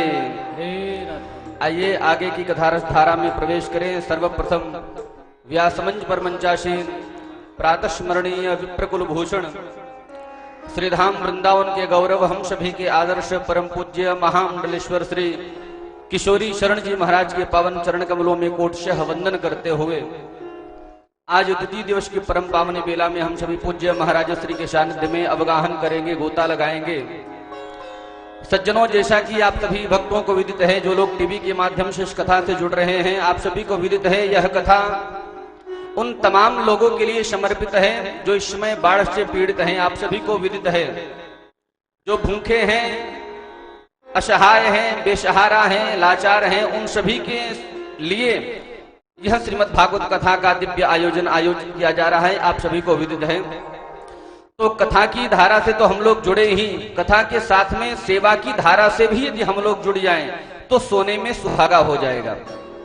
क्योंकि किसी ने बड़ी सुंदर बात कही है, कदम ऊंचा तो कर लिया, ऊंचे रखें विचार, दान धर्म जो ना किया तो जीवन है बेकार।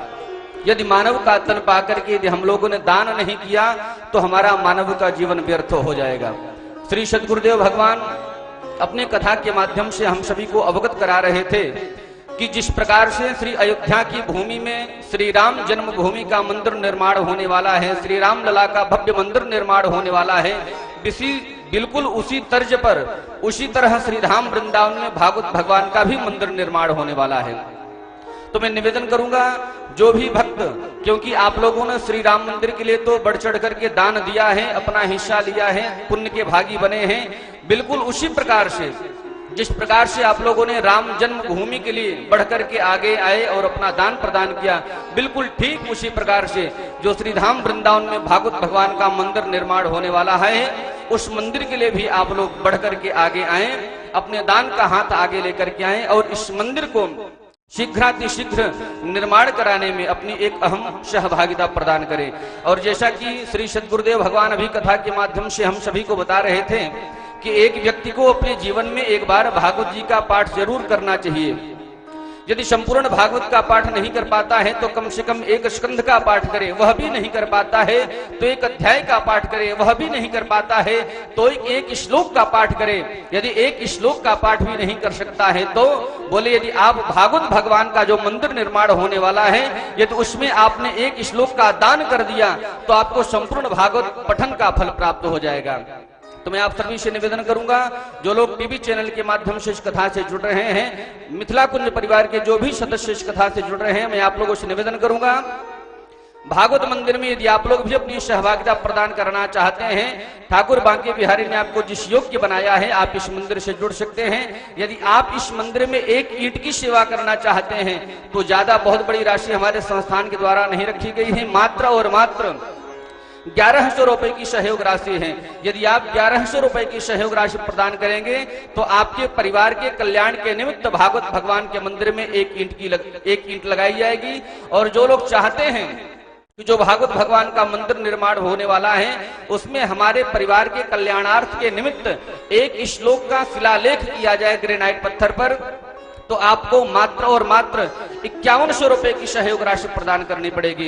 यदि आप लोग 5100 रुपए हमारे संस्थान को प्रदान करते हैं तो आपके परिवार के कल्याण के निमित्त भागवत भगवान के मंदिर में एक श्लोक का लेखन किया जाएगा। तो मैं निवेदन करूंगा, एक ईंट की सेवा 1100 रुपए है, एक श्लोक की सेवा 5100 रुपए है, 2 श्लोक की सेवा 11,000 रुपए है और 5 श्लोक की सेवा 25,000 रुपए है।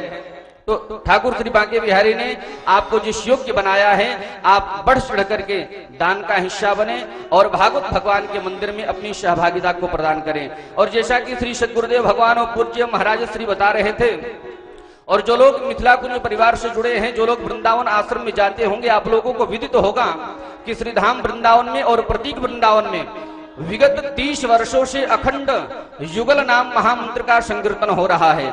मेरे भाई बहन, मैं निवेदन करूंगा, एक बार श्री नारद जी ने भगवान से पूछा, प्रभु आप कहाँ रहते हो? तो भगवान ने बड़ी सुंदर बात कही, नाहम वशामि वैकुंठ योगिनाम हृदयेन च मद भक्ता यत्र गायत्री तत् प्रतिष्ठामि नारद।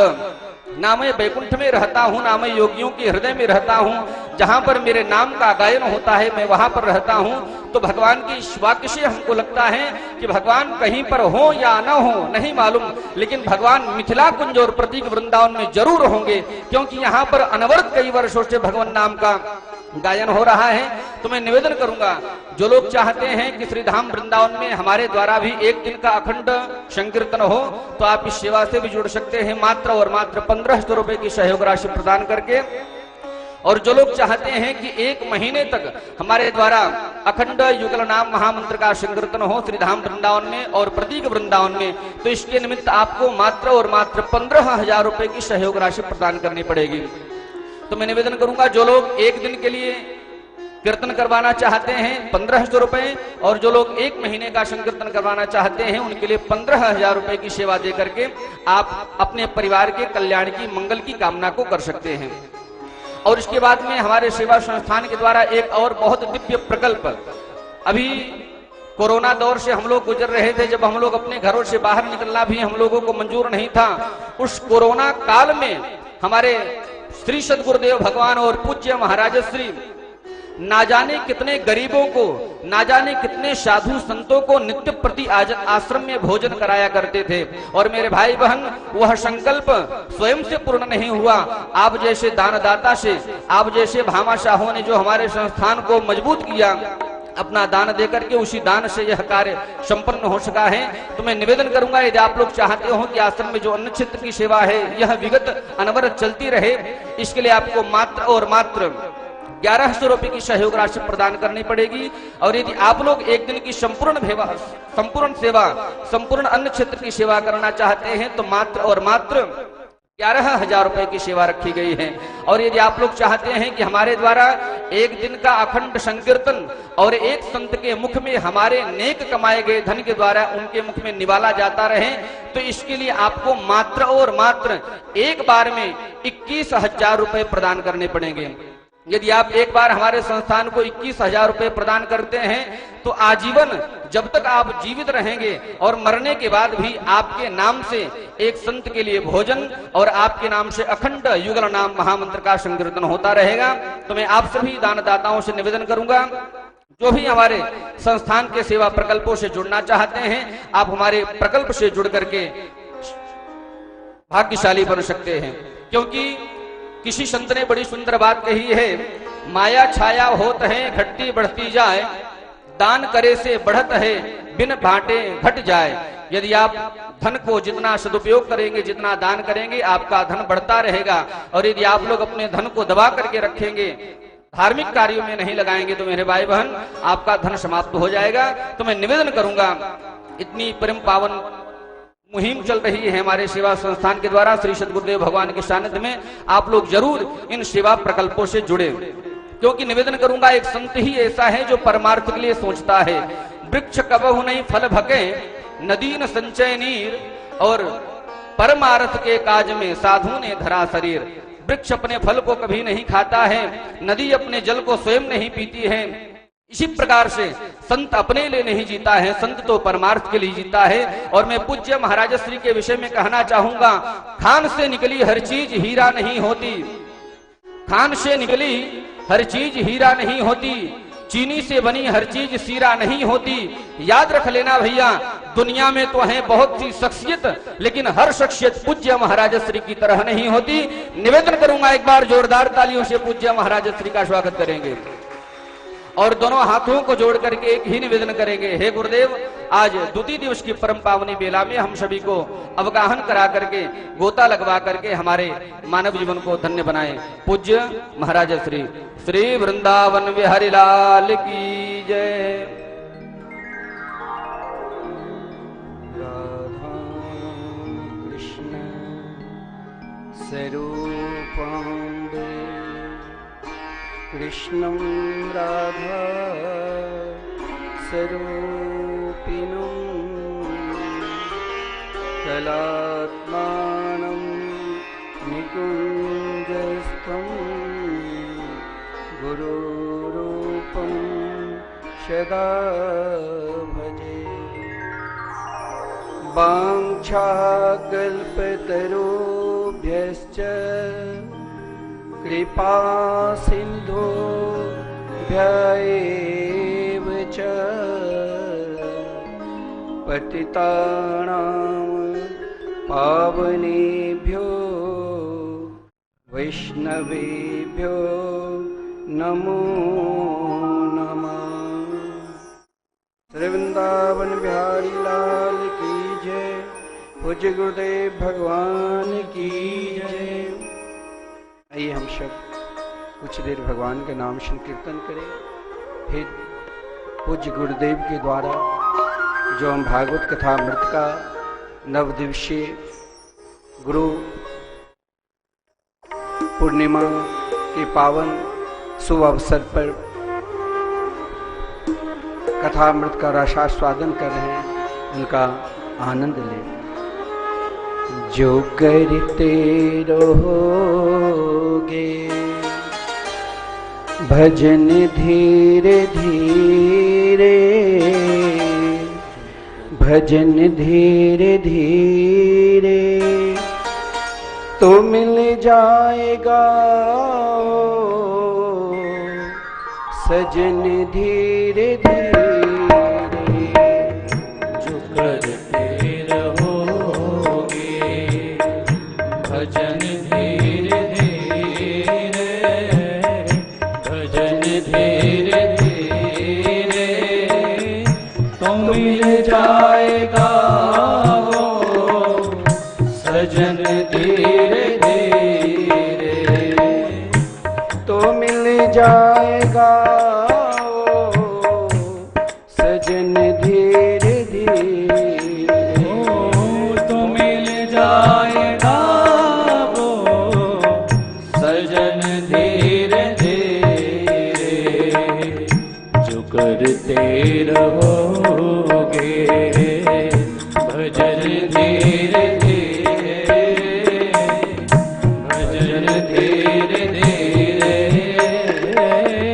तो मिल जाएगा वो सजन धीरे धीरे, तो मिल जाएगा वो सजन धीरे धीरे।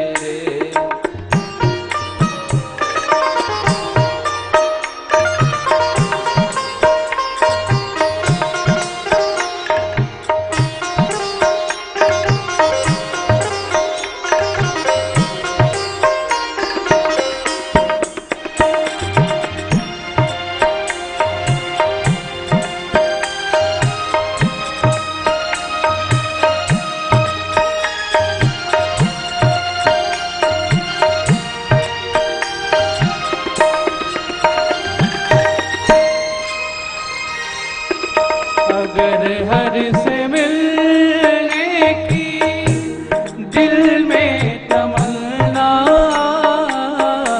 अगर हर से मिलने की दिल में तमन्ना,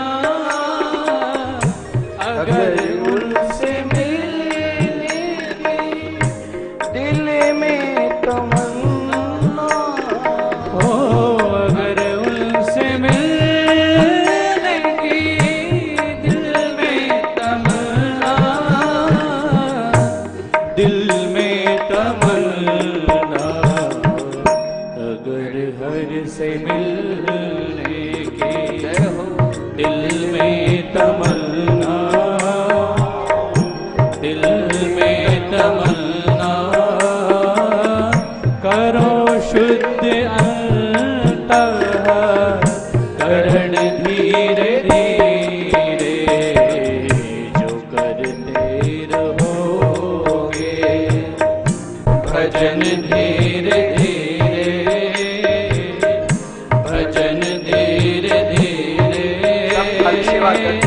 तो मिल जाएगा वो सजन धीरे धीरे, तो मिल जाएगा वो सजन धीरे धीरे।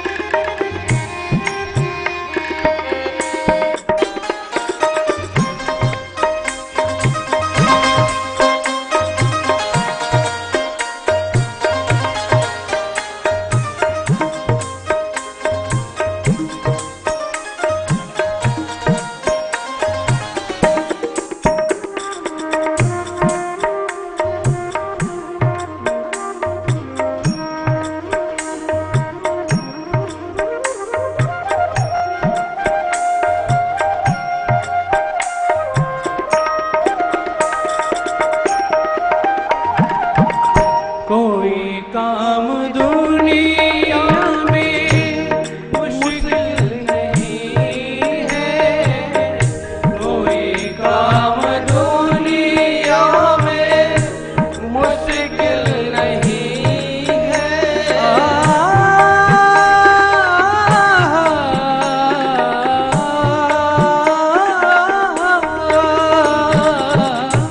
कोई काम दुनिया में मुश्किल नहीं है,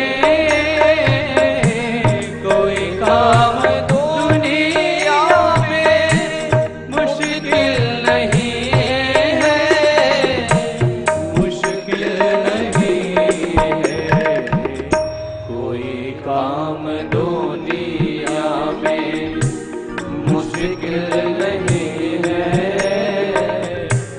मुश्किल नहीं है। जो करते रहोगे जतन धीरे धीरे, जो करते रहोगे भजन धीरे धीरे, भजन धीरे धीरे तो मिल जाएगा वो सजन धीरे धीरे, तो मिल जाएगा वो सजन धीरे धीरे, तो मिल जाएगा वो सजन धीरे धीरे। ओ जय जय राधा रमण प्यारो राधा रमण, जय जय राधा रमण प्यारो राधा रमण, जय जय राधा रमण प्यारो राधा रमण, जय जय राधा रमण प्यारो राधा रमण, जय जय राधा रमण प्यारो राधा रमण, जय जय राधा रमण मेरे राधा रमण, राधा रमण प्यारो राधा रमण, जय रे राधा रमण प्यारे राधा रमण, ओ जय जय राधा रमण प्यारो राधा रमण, जय जय राधा रमण प्यारो राधा रमण, ओ जय जय राधा रमण प्यारो राधा रमण, जय जय राधा रमण प्यारो राधा रमण, ओ जय जय राधा रमण प्यारो राधा रमण, जय जय राधा रमण प्यारो राधा रमण, ओ जय जय राधा रमण राधा रमण, ओ जय जय राधा रमण प्यारो राधा रमण, जय जय राधा रमण प्यारो राधा रमण, ओ जय जय राधा रमण प्यारो राधा रमण, जय जय राधा रमण प्यारो राधा रमण। जो करते रहोगे भजन धीरे धीरे, तो मिल जाएगा वो सजन धीरे धीरे।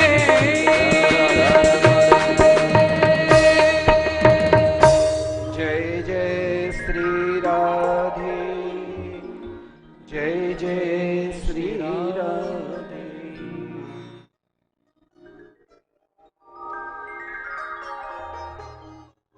परम मंगलमयी परात्पर अखिलेश्वर अकारण करुणा वरुणालय भक्त वांछित कल्पतरु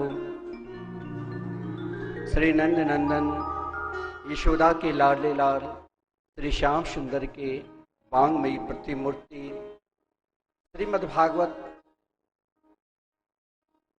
कथा के नवदिवसीय पूज्य सद गुरुदेव के आशीर्वचन के द्वारा भागवत की महिमा हम सब श्रवण कर रहे हैं।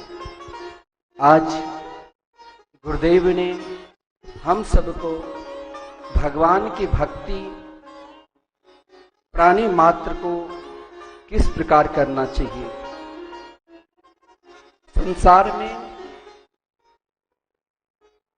ऐसा नहीं है जो भगवान की कृपा नहीं है। हमें कभी भी स्वप्न अवस्था में भी यह नहीं सोचना चाहिए कि मेरे ऊपर भगवान की कृपा है ही नहीं, क्योंकि स्वयं भागवत के महात्म्य जिस समय भक्ति देवी और देवर्षि नारद जी का संवाद वृंदावन धाम के पावन पवित्र यमुना जी के किनारे, जहां स्वयं को भक्ति देवी अपना परिचय भी दिया और स्वयं को अपने आप को खिन्न भी बता दी। लेकिन संत शब्द का अर्थ ही होता है, संत किसे कहते हैं? संत यानी सम, जो सबका कल्याण सोचे। क्योंकि व्याकरण के आधार पर कहा गया है, तम विस्तार धातु से संत बनता है और संत शब्द का अर्थ ही है सम कल्याणम तनोति विस्तारयति सेवाशाम कृते असो संत, जो समस्त प्राणी के कल्याण जिसमें हो, जिस मार्ग के द्वारा हो, जिस स्थान पर हो, यही सोचे वही तो संत है। जैसे यहां पर संतों की सेवा चल रहे हैं, नित्य भंडारा, ऐसा ही नहीं, देखिए अन्य क्षेत्र में खड़े होकर भी जो महाराज आते हैं उनकी सेवा दी जाती है। इतना ही नहीं, प्रेम से बैठाकर आदर पूर्वक आसन दो, आदर पूर्वक भोजन कराओ, दक्षिणा दो।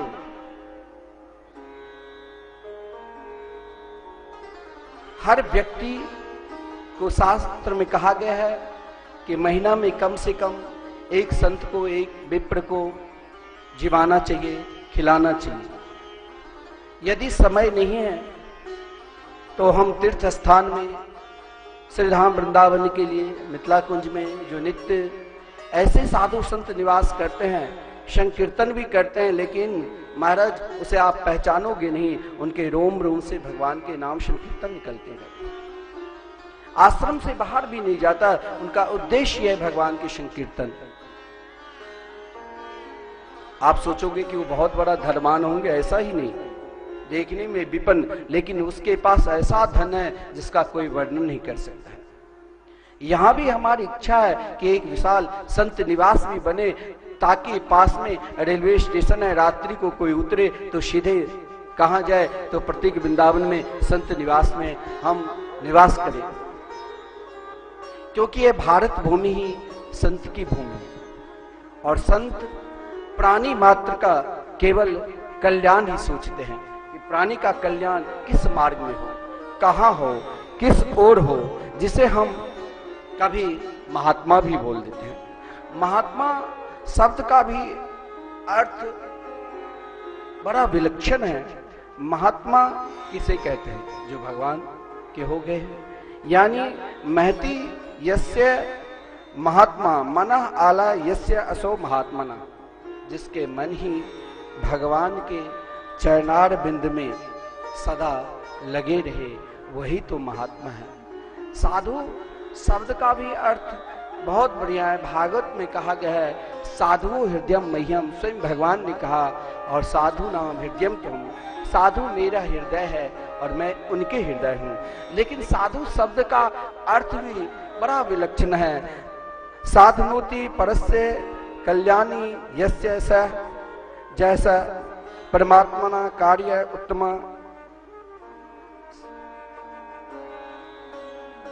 साधु, जो सदा प्राणी मात्र को परमात्मा की ओर लगाए।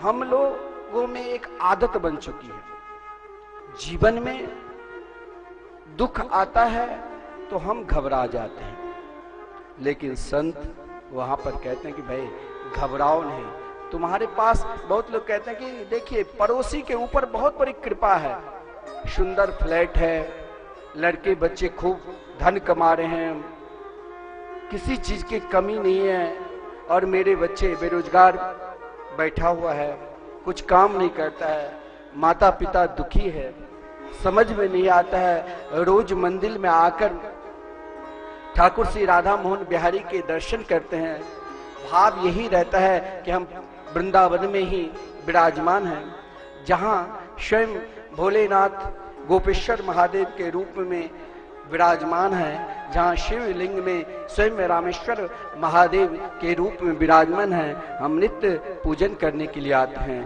पुनः हाथ में फुलडाली लेकर, पुष्प लेकर जल भी चढ़ाते लौटते हैं, तो हम मन में यही सोचते हैं कि मेरे ऊपर परमात्मा की कृपा बिल्कुल है ही नहीं। ऐसा कभी सोचना ही नहीं चाहिए। जिस परमात्मा ने हमें जन्म दिया है, पूज्य गुरुदेव ने कहा अभी अभी कि स्वयं को, अपने आप को पहचानो कि हमें मानव शरीर क्यों मिला है। जिस परमात्मा ने हमें जन्म दिया है और जन्म से पहले ही हमें ब्रह्मा जी माता के गर्भ में ही 5 चीज लिख दिया है, आयु कर्म वित्तं च विद्या निधन मेव च पंचेतानपि सृजन्ते गर्भस्थस्य देहिना।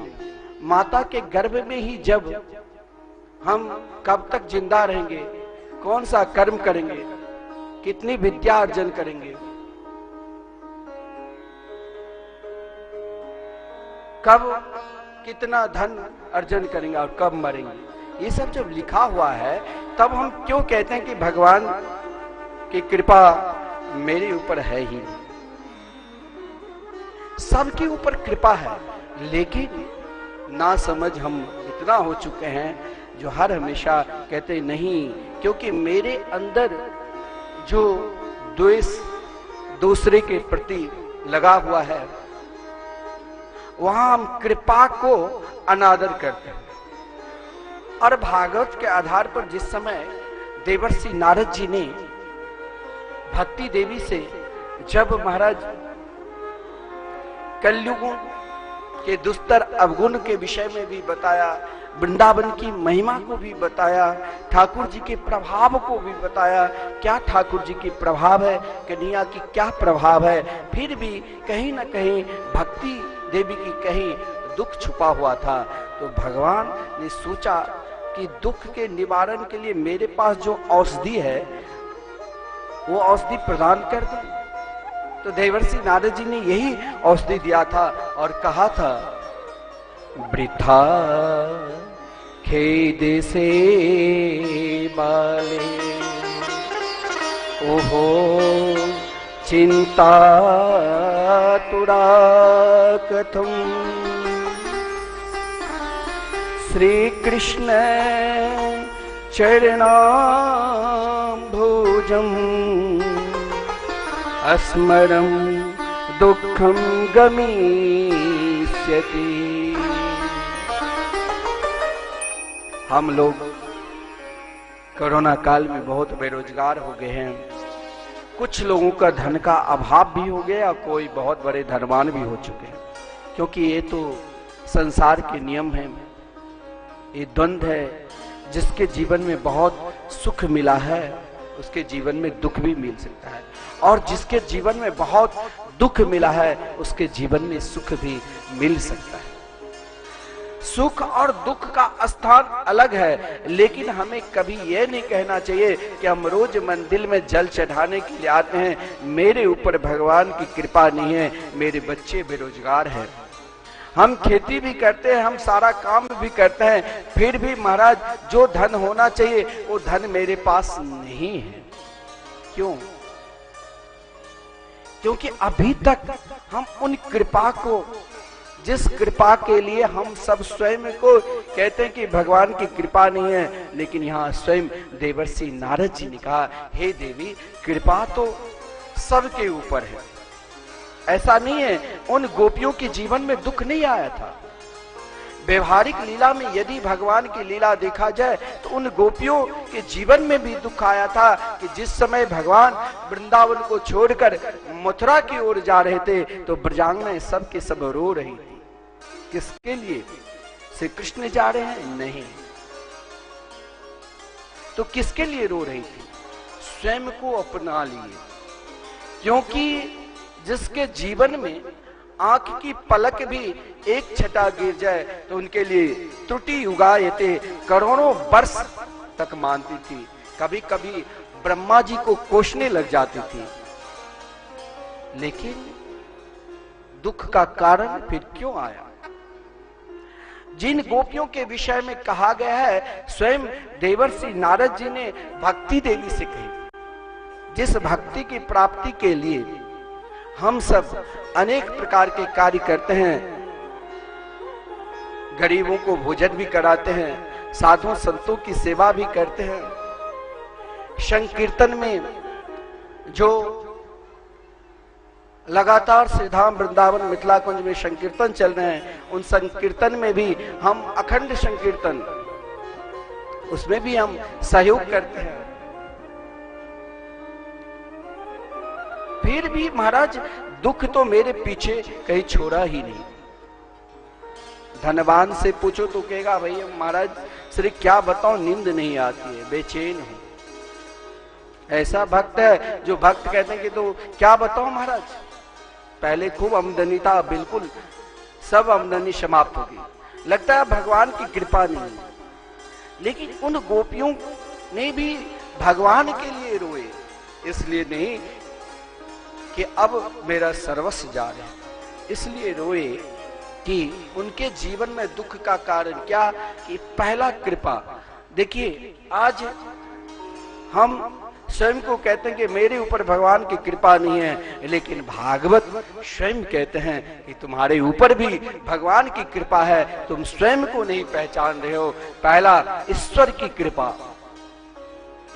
दूसरा शास्त्र की कृपा, और तीसरा सद्गुरु की कृपा, और चौथा आत्म कृपा।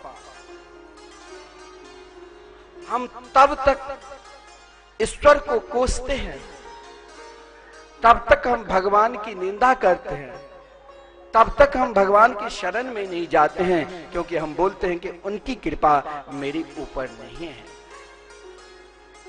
क्यों? क्योंकि ईश्वर ने कृपा की तभी ये मानव शरीर दिया। और जब मानव शरीर, देखिए कभी कभी मानव शरीर मिलने के बाद भी हम स्वयं को भूल जाते हैं। कैसे? तो जैसे महाराज एक बार इस संसार में, ये जो संसार है, मान लीजिए गांव है प्रतीक वृंदावन बत्तीघाट, इस गांव में एक सभा हुई, जिस सभा में भगवान ने जितने प्राणी मात्र को जन्म दिया, अनंत प्राणी है, जीवात्मा है, कुछ जीवात्मा ने सोचा एक सभा होनी चाहिए, और उन सभा में सब एकत्रित हुए। चाहे महाराज सर्प हो, चाहे सिंह हो, चाहे मोर हो, चाहे तोता हो, चाहे सर्प हो, चाहे गधा हो, सब उपस्थित हुए और मनुष्य भी उपस्थित हुए। एक छोटा सा आसनी रख दिया ऊंचे पे और कहा कि आज की अध्यक्षता कौन करे। वहां हाथी भी था। सब कहा कि हम सियार बोले हम करेंगे। मनुष्य ने कहा कि देख भाई तू क्यों करोगे, मैं मानव हूं, मैं करूंगा, क्योंकि हम बहुत चतुर हैं। सियार ने कहा तू मुझसे अधिक चतुर नहीं हो, चुप हो गया। फिर अच्छा कहा मैं बहुत बड़ा बलशाली हूं। हाथी ने कहा कि तू बलशाली कैसे हो सकता है, यदि तू बलशाली तो मुझसे अधिक बलशाली नहीं। कहा हम स्वादिष्ट भोजन करते हैं, ताजा भोजन। सिंह ने कहा तू स्वादिष्ट भोजन ताजा भोजन नहीं करते हो, हम तभी खाते हैं जब स्वयं को शिकार खेलने के लिए उसे सामने मारकर वासी मांस के टुकड़ा सिंह नहीं खाते, ताजा मारकर तभी खाते। बोले तू बासी खाने वाले, हम ताजा और तुमसे बलशाली। कहा हम बहुत सुंदर है, मयूर ने कहा तो सुंदर कैसे हो सकता है, देखो परमात्मा मुझे कितनी सुंदर बना दिया। कहा हम बहुत सुंदर सुंदर फल खाते हैं। तोता ने कहा रे मूर्ख, पहले मेरे झूठन तू खाते हो, जब वृक्ष में फल पकता है तो पहले मैं खाता हूं। अंत में कहा कि हम बहुत चतुर हैं। सर्प ने कहा तुम मुझसे अधिक चतुर नहीं, मैं काट लिया छूट जाता हूं, पता भी नहीं चलता। अंत में थक कर बोला अरे मैं गधा हूं। गधा बोली तू शांत रह, मुझसे ज्यादा गधा नहीं। गधा के ऊपर चाहे चंदन की लकड़ी रख दो और चाहे ईंट रख दो, उन्हें कुछ पता नहीं चलता। अंत में कहा नहीं, मेरे में एक गुण है जो तुम में नहीं है। बोले मैं सबसे बड़ा धर्मात्मा। सब चुप।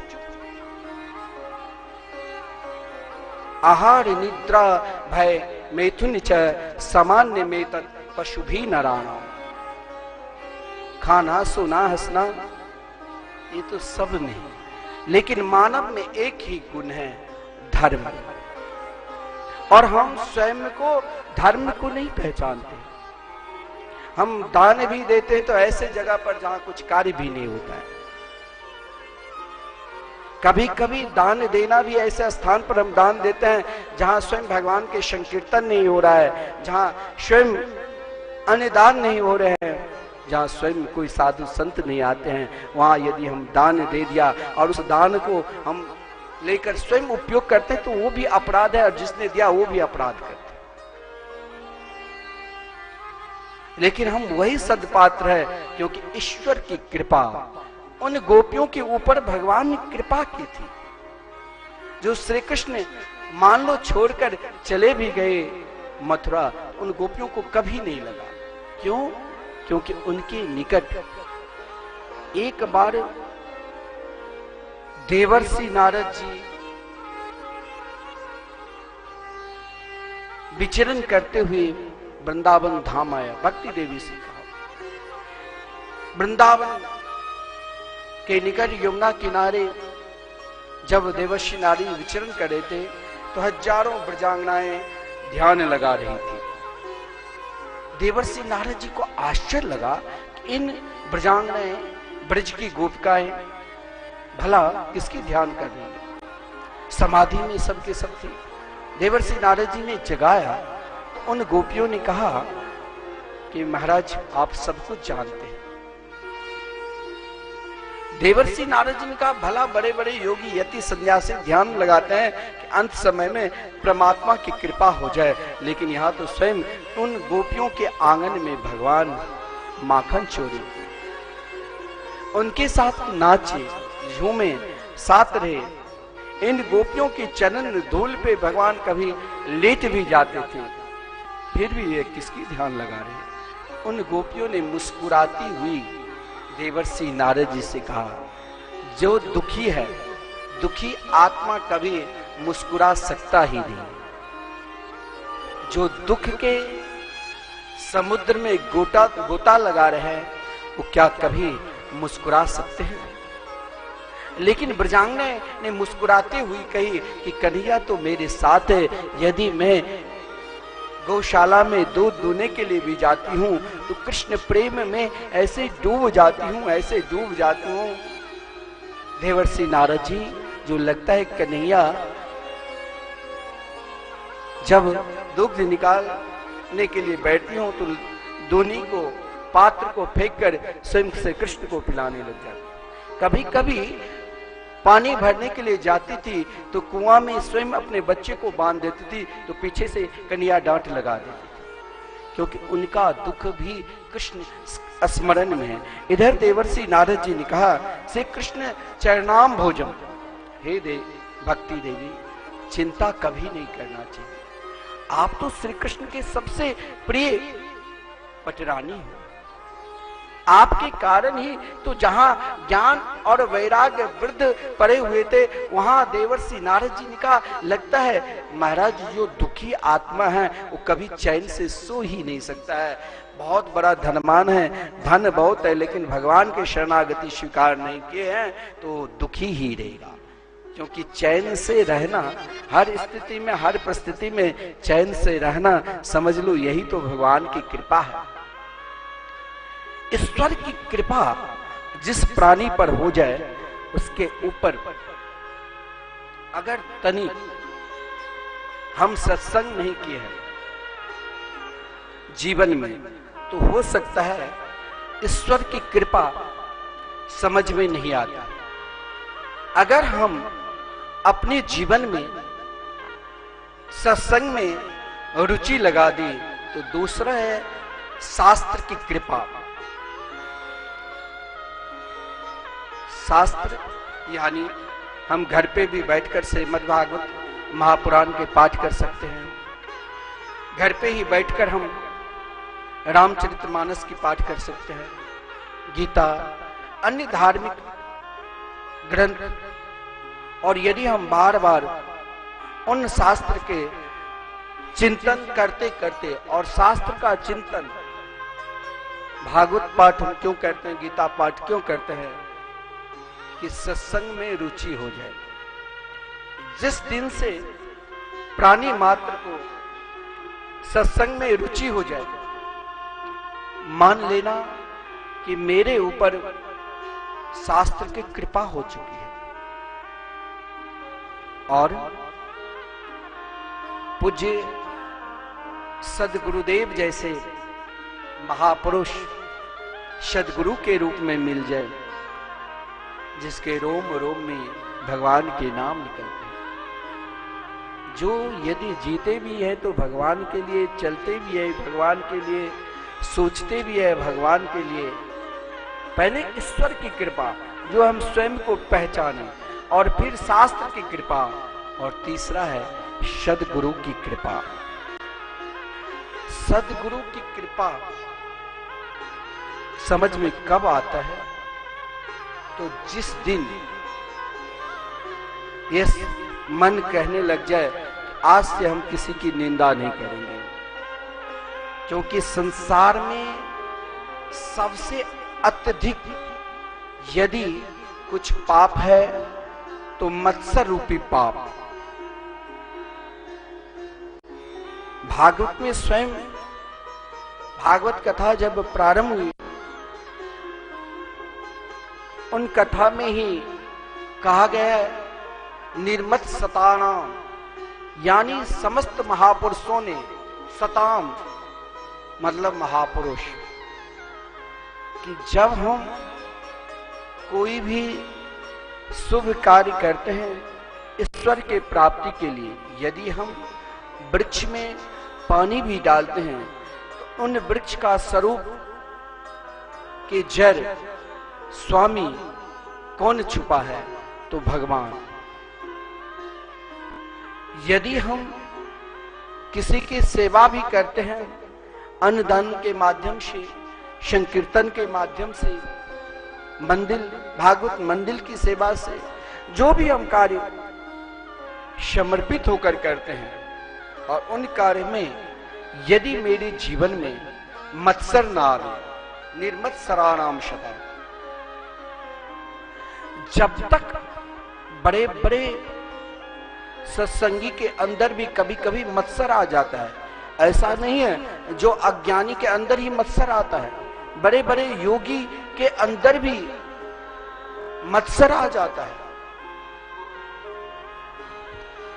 एक दृष्टांत की कथा है, ऐसा योगी जिसने अपने जीवन में 1400 बार यानी 14 बार 100 वर्ष पर जब मृत्यु उनके निकट आते थे तो मृत्यु को टाल दिया करते थे। चांगदेव जी जैसे योगी जिसके अंदर अपने साधना पर अति विश्वास हो गया था। कभी कभी सामने वाले जैसे लगे कि सामने वाले महाराज बहुत सिद्ध हो चुके हैं, इनके जैसा कोई महापुरुष नहीं, तो उतना जल्दी विश्वास भी नहीं करना चाहिए। अब कोई फकीर आप जाओगे वृंदावन में, ऐसे ऐसे महापुरुष है जो गाली से ही बात करेंगे, आप सोचेंगे इसके अंदर कितना महाराज असभ्यता भरा हुआ है, लेकिन सोचना भी नहीं, उनके रोम रोम में भगवान के नाम निकलते हैं। और जब भगवान के नाम निकलते हैं तो उसके हृदय में मत्सर आ ही नहीं सकते।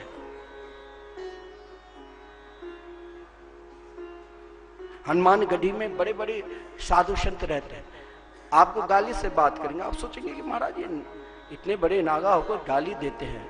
एक सज्जन ने कहा नहीं, वहां स्वयं उनके ऊपर हनुमान जी का स्वरूप है, आपको डांट रहे, गाली दे रहे हैं, तो भी आपके ऊपर कृपा कर रहे हैं। यदि आप ध्यान लगाकर बहुत बड़े स्वयं को अपने आप को योगी मानते हो तो उन योगी में भी कभी न कभी अभिमान आ जाता है। और ऐसा अभिमान आता है, आप स्वयं को सोचो, जो 1400 बार मृत्यु को टालकर स्वयं 1400 वर्ष जिंदा पृथ्वी लोक पर रहा, लेकिन एक छोटे से नन्हे से बालक के प्रभाव को नहीं जाना संत ज्ञानेश्वर की। और चांगदेव ने पत्र लिखा, भाई तुम्हारे अंदर ऐसा क्या प्रभाव है जो समस्त प्राणी गुणगान गा रहे हैं और हमने सब कुछ कर लिया, इतने बड़े योगी सब मेरे को छोड़कर वहां भाग रहे। पत्र भी दिया, देखा समझदार है कि नहीं, तो एक सौदा कागज पर, कोरा कागज पर लिख दिया। लेकिन संत पहचान जाते हर भाषा। उनकी बहन जानाबाई ने पहचान लिया और लिखा, देख योगी, जीवन में पहले मत्सर को तू त्याग। कभी कभी क्या होता है, अगर मत्सर रखकर हम कोई भी सेवा करते हैं, चाहे अपने ठाकुर जी को सुंदर वस्त्र पहनाते हैं, रिझाते हैं, आजकल शहरों में घर घर लोग लड्डू गोपाल को महाराज चलते भी है, कभी कभी तो लगता है कि कैसा ना समझ है, स्वयं को झूठन को खा लेगा और वही झूठन गोपाल जी को मुख में डाल देगा। उनके अब स्वयं एक बार खाएगा, एक बार गोपाल कहेगा मेरा पुत्र है। अरे तुम्हारे अंदर ऐसा भाव है, तो स्वयं को मीरा और करमेती बाई बनने के लिए चल दी, तो स्वयं को वो आचरण भी तो करो। उस स्तर पर पहुंचने के लिए जब तुम उस स्तर पर पहुंच जाओगी, और जब तुम उस स्तर पर पहुंच जाओगे तो फिर दुनिया नहीं दिखाई देगी, तो फिर तो जित देखो उत श्याममयी की अवस्था हो जाएगी। लेकिन आजकल एक नई परंपरा चला दिया है शहरों में अधिक। वैसे शास्त्र में कहा गया है, सदगुरु के द्वारा जो प्रदत्त मंत्र है और सदगुरु के द्वारा जो प्रदत्त इष्ट है, उन इष्ट को भी कभी नहीं त्यागना चाहिए। और सदगुरु के द्वारा जो प्रदत्त मंत्र है, उन मंत्र को भी कभी त्यागना नहीं चाहिए। अपने गुरु के द्वारा प्रदत्त मंत्र को यदि हम छोड़कर कहीं और भटकते हैं, वो भी एक अपराध माना जाता है। मानो वहां आपके ऊपर ईश्वर की कृपा, शास्त्र की कृपा होते हुए लगता है सदगुरु की कृपा नहीं है। महाराज वही चांगदेव सिंह पर बैठकर आया था और एक सत्संगी ने जर पर बैठकर उनका स्वागत किया, अंत में उनकी शिष्यत्व को स्वीकार करना पड़ा। तो मत्सर, जब तक सदगुरु की कृपा मेरे ऊपर क्यों नहीं हो रहा है? हर प्राणी उनके निकट है, उनके सानिध्य में है, ना जाने बरसों से भगवान के भजन पूजन कर रहे हैं, बरसों से चिंतन कर रहे हैं, फिर भी सद्गुरु की कृपा नहीं हो रही। सामने बैठ जाएगा तो निंदा प्रारंभ कर देंगे, सामने बैठ जाएगा तो दूसरों का अवगुण गुणगान करने लग जाएंगे। मेरे अंदर मानता हूं लाखों अवगुण है, उसे हम यदि अवगुण है, गुण भी है तो भगवान के चरणार्थ में समर्पित कर दो, अवगुण भी है तो उन्हें दे दो ना। जब हम स्वयं को उनके हो गए और फिर भी मेरे अंदर अवगुण है तो सामने वाले क्यों रिसर्च कर रहे हैं? सामने वाले को भाई स्वयं को अपना कल्याण, अपना उद्धार के लिए जो सद्गुरु के द्वारा प्रदत्त जो साधना है, सद्गुरु के द्वारा जो प्रदत्त मंत्र है, उन मंत्र के सहारे चलो। मन मर्जी साधना भी करोगे तो उन साधना से भगवान नहीं मिलेगा। मन मर्जी साधना से तो वही मिलेगा जैसे जिलेबी हलवाई बनाता है और उसमें यदि चाशनी में नहीं डुबाया तो वही जिलेबी खाने से जी को काट देता है। साधना से कोई भगवान नहीं मिल जाएंगे, लेकिन ऐसी साधना करो सत्य विधि परिपाते न परि प्रश्ने न इति सेव्या, भगवान गीता में कि महापुरुषों के द्वारा, सदगुरु के द्वारा जो प्रदत्त मंत्र है, इन मंत्र को ही अपने जीवन का सर्वश्रेष्ठ नौका मान लो। नौका को चलाने वाले कौन मिलेगा? नौका का चलाने वाले पतवार सदगुरु की मंत्र है। मंत्र के सहारे से आप चाहोगे तो दुनिया को बस में कर सकते हैं। मंत्र में वो शक्ति है, मंत्र में वो अपार से अपार शक्ति भरा हुआ है, जो समस्त शक्तियां स्वयं को आ जाती है। कहा गया है यथा तरोल मूल निषेचनेन तृप्यन्ति तत् स्कंद मुजोप शाखा। जैसे हम वृक्ष के जड़ में पानी डालते हैं, तो अब जैसे अपने बगीचा है राधाबा, हजारों वृक्ष आम के, अब उसके जड़ में हम पानी डालते हैं, जड़ सुरक्षित होता है तो अपने आप डालियां, पत्ते, पुष्प, फल हम स्वयं ग्रहण करते हैं। हजारों डालियां हैं, लाखों पत्ते पुष्प है, सब आनंदित होते हैं। उसी प्रकार यदि हमने विश्वास पूर्वक, तीसरा जो कृपा है, भागवत तो आप सब श्रवण ही किए हैं और प्रायः भागवत का प्रसंग भी हम सब जानते हैं। भक्ति महात्म्य, भक्ति ज्ञान वैराग्य की कथा है, धुंधकारी चरित्र है, लेकिन जीवन में भागवत का एक ही श्लोक का भाव यदि हमने उतार लिया तो भागवत सुनने का फल मिल जाता है। सद्गुरु की कृपा, जिस दिन चाहे हम आपसे द्वेष करें, हम आपसे ईर्षा करें, हम आपकी निंदा करें, फिर भी आप कुछ उत्तर न दो, निरुत्तर हो जाओ। हम जानते हैं, आप भी जानते हैं, लाखों हर व्यक्ति के अंदर अवगुण है, हर व्यक्ति के अंदर गुण है, फिर भी आप निरुत्तर होकर स्वयं सद्गुरु के द्वारा जो प्रदत्त मंत्र है, उन मंत्र के सहारे यदि आप ले लिया तो मैं विश्वास के साथ भागवत पीठ पर आपको विश्वास दिलाता हूं, आप स्वप्न अवस्था में भी किसी के अवगुण और किसी के प्रति मत्सर रख ही नहीं सकते हैं। आजकल महाराज लोग स्वयं को अपने दुख से दुखी नहीं है। आजकल ऐसी समस्या हो गई है, स्वयं को दूसरे के दुख से दुखी है। और जब हम स्वयं दूसरे के दुख से दुखी हो जाएंगे तो फिर घर में कलह, परिवार में कलह, क्योंकि हम अपने घर की, परिवार के पति पत्नी में दुख से दुखी नहीं है, लड़के बच्चे से दुखी नहीं है।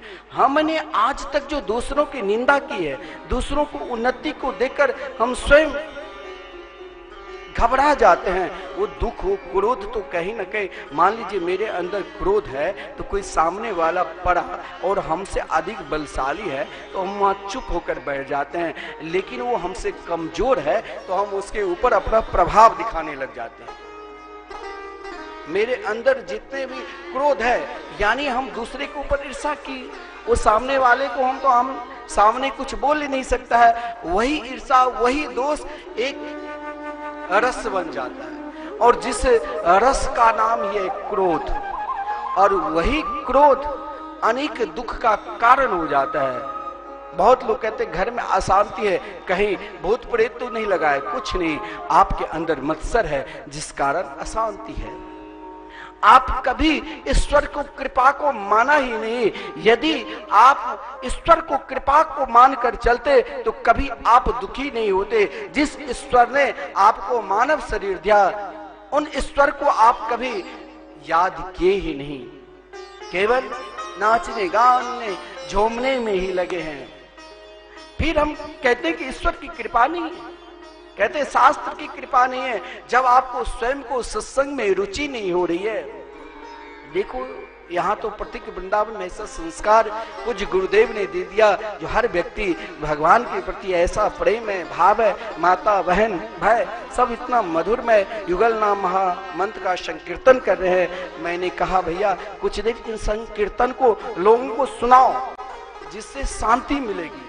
दुनिया जाने कि संसार में यदि दुख निवारण का कोई औषधि है तो एकमात्र भवोषधा क्षोत्र मनोभिरामात, जैसे भागवत में कहा गया है समस्त औषधियों की, समस्त दवा की एक ही दवा है, जो इस संसार रूपी भव सागर से यदि पार होना चाहते हो सज्जनों, तो मात्र एकमात्र भगवान के मंगलमय नाम कीर्तन ही है।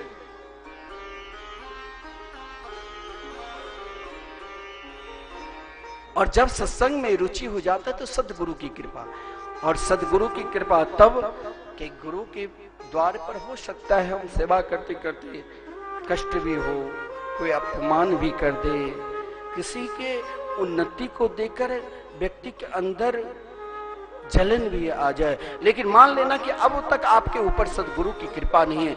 जलन तो उन व्यक्ति को आता है जिसके ऊपर ईश्वर की कृपा नहीं, शास्त्र की कृपा नहीं, सदगुरु की कृपा नहीं। और चौथा है आत्म कृपा। यह आत्म कृपा बहुत विशिष्ट है। आत्म कृपा हम लोग कहते हैं हम तो रोज पूजा करते हैं, लेकिन कुछ फल कहां मिला। हम तो रोज भगवान के भजन करते हैं, मेरे जीवन में तो कुछ परिवर्तन हुआ ही नहीं। हम तो रोज मां के बिहारी के दर्शन करने के लिए वृंदावन धाम, ऐसे भी लोग हैं जो दिल्ली से सीधे गाड़ी पर बैठकर 3 घंटे में वृंदावन में बिहारी जी के दर्शन करके लौटकर तब दुकान खोलते। फिर भी महाराज मेरे अंदर शांति नहीं है। तो समझ लो आत्म कृपा। आत्म कृपा मतलब उतनी तत्परता से आपने अभी तक अपने उद्धार के लिए, अपने कल्याण के लिए वो सोचा ही नहीं, जिससे आपके अंदर वो सुख और वो शांति मिलेगा। जब आप स्वयं को आत्म कृपा के अनुभव करने लग जाएंगे। आत्म कृपा के विषय में ही देवर्षि नारद जी ने भक्ति देवी से कही कि जीवन में चिंता तो हर प्राणी के अंदर है, लेकिन श्री कृष्ण चरणाम भोजम स्मरम दुखम गमिष्यति। एकमात्र भगवान के चरणार बिंद का आश्रित लेकर ही प्राणी का कल्याण होगा। और वो आश्रित क्या है?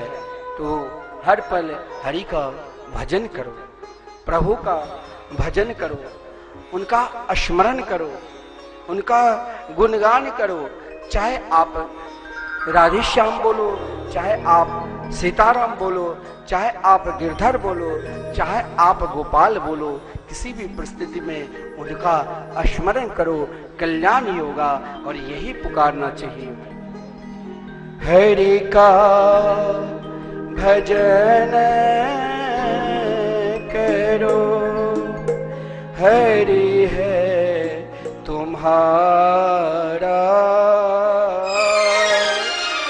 हरि का भजन करो। सब भाव के साथ मीठे मीठे ताली बजाते हुए पुकारो, हरि का भजन करो, हरि है तुम्हारा,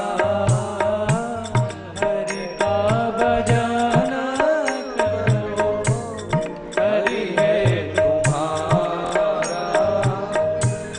हरि है तुम्हारा, हरि है तुम्हारा, हरि है हमारा, हरि का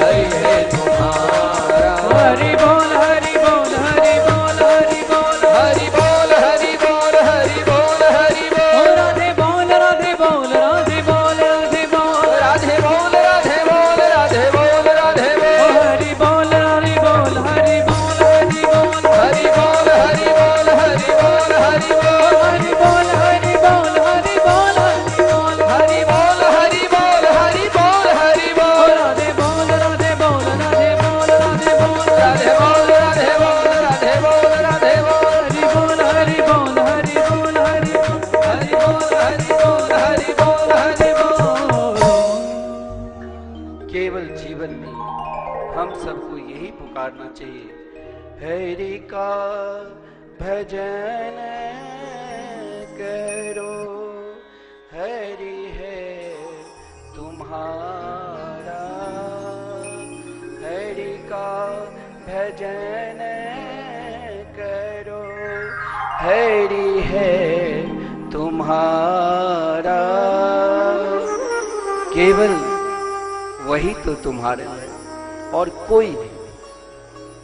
अगर है तो महाराज किसी का पति मर जाता है, उस जगह की शुद्धि करते हैं, महाराज उनकी तेरहवीं करके निवृत्त हो जाते, हो गया है तो फिर उसके लिए महाराज फिर हम अलग क्यों हो जाते हैं? आजकल लोग पति पत्नी में तलाक, पिता पुत्र से अलग, सगे संबंधी से अलग, मित्र को धोखा।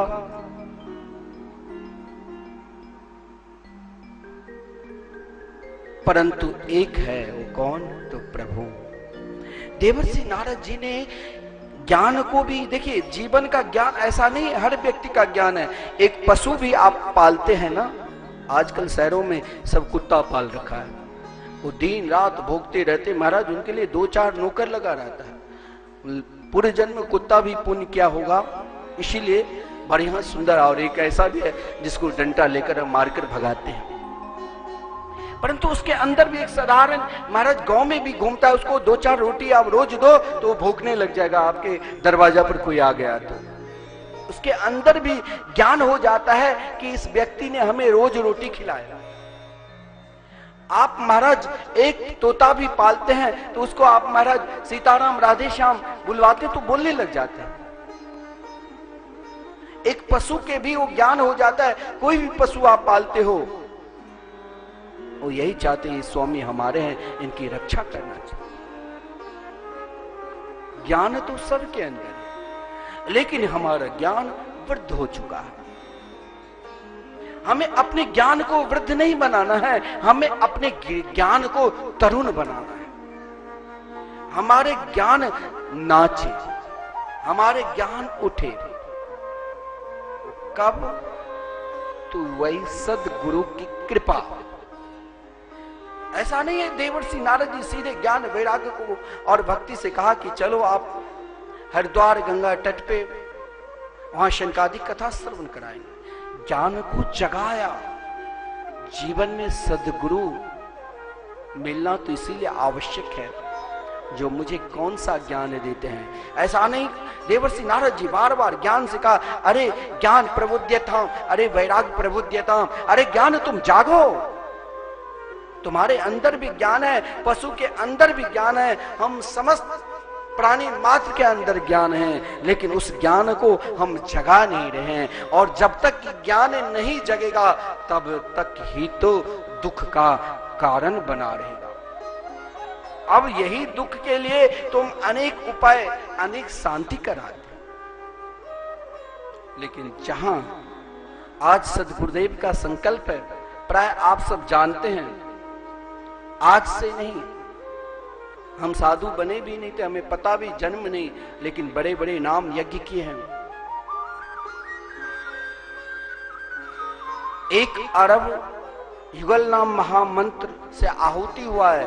आप सोचेंगे कि ये 15 दिन का यज्ञ था ठाकुर जी के प्राण प्रतिष्ठा में, ऐसा नहीं, कई बार नाम की आहुति हो चुके हैं, वर्षों से चल रहा था जहां तहां यज्ञ। असंकीर्तन कोई व्यक्ति एक दिन यदि अपने घर में कराते हैं तो कहा मैंने अखंड कीर्तन करा लिया, अष्टजाम कीर्तन, थक गए, घर पे कई मेहमान आ चुके हैं। अरे महाराज कम से कम 12 कीर्तन करने वाले को तो रखना ही पड़ता है, 2-3 घंटे 3 घंटे कम से कम 4 आदमी बैठता है, कीर्तन करता है। लेकिन सदगुरुदेव का संकल्प समाज के कार्य के लिए, क्योंकि समाज को जागृत करने के लिए कार्य किया है। श्री धाम वृंदावन मिथिला कुंज, जहां परिक्रमा मार्ग में साधु संत वहां रुककर कुछ देर के लिए संकीर्तन सुनते रहते हैं। ऐसा नहीं है कि महाराज अब हमें राग का, पद का उतना ज्ञान नहीं है, उतना आलाप गाकर हम नहीं करेंगे। कीर्तन कैसा भी करो। एक संत, बहुत सिद्ध कोटि के संत वृंदावन में जब परिक्रमा लगाते हैं, आप लोग भी जानते हैं, वृंदावन के रसिक संत है प्रेमानंद जी, से प्रेमानंद जी महाराज, लेकिन जब परिक्रमा लगाते हैं तो एक क्षण के लिए बहुत पूर्व से संकीर्तन सुनते थे। संकीर्तन में वो आनंद है जो कहीं जीवन में किसी और है ही नहीं। और पूज्य गुरुदेव आज महाराज एक दिन कौन के, नवा कौन के, मासिक कौन के लगातार 29 साल हो चुके हैं।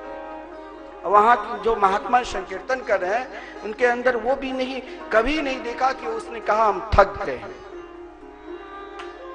रात्रि को 10 बजे से 4 बजे तक माइक बंद रहता है, लेकिन कीर्तन कभी नहीं। उनका नेत्र भी बंद होगा तो संकीर्तन के लिए। और आप सब तो जानते हैं पूज्य गुरुदेव जहां भी कहीं रहते हैं उनके सबसे प्रिय उनके लिए उत्सव है कि लोग अधिक से अधिक भोजन करें। उनकी खुशी होती है, प्रसन्नता होती है। जितने लोग भोजन करते हैं, ये तो आप सबका अनुभव है, यहाँ जितने लोग बैठे हैं, कि गुरुदेव को 2 चीज बहुत प्रिय है। एक संकीर्तन, नाम चलते रहे, आपके घर पर भी जाएंगे तो सब कीर्तन करने लगे, बहुत प्रिय लगता। और एक अन्नदान, हर व्यक्ति को, चाहे एक व्यक्ति को, मैंने कहा 5 संत को भी भोजन कराओ, 5 व्यक्ति को तो मात्र 500, जितना समर्थ है। 11 को तो 1100,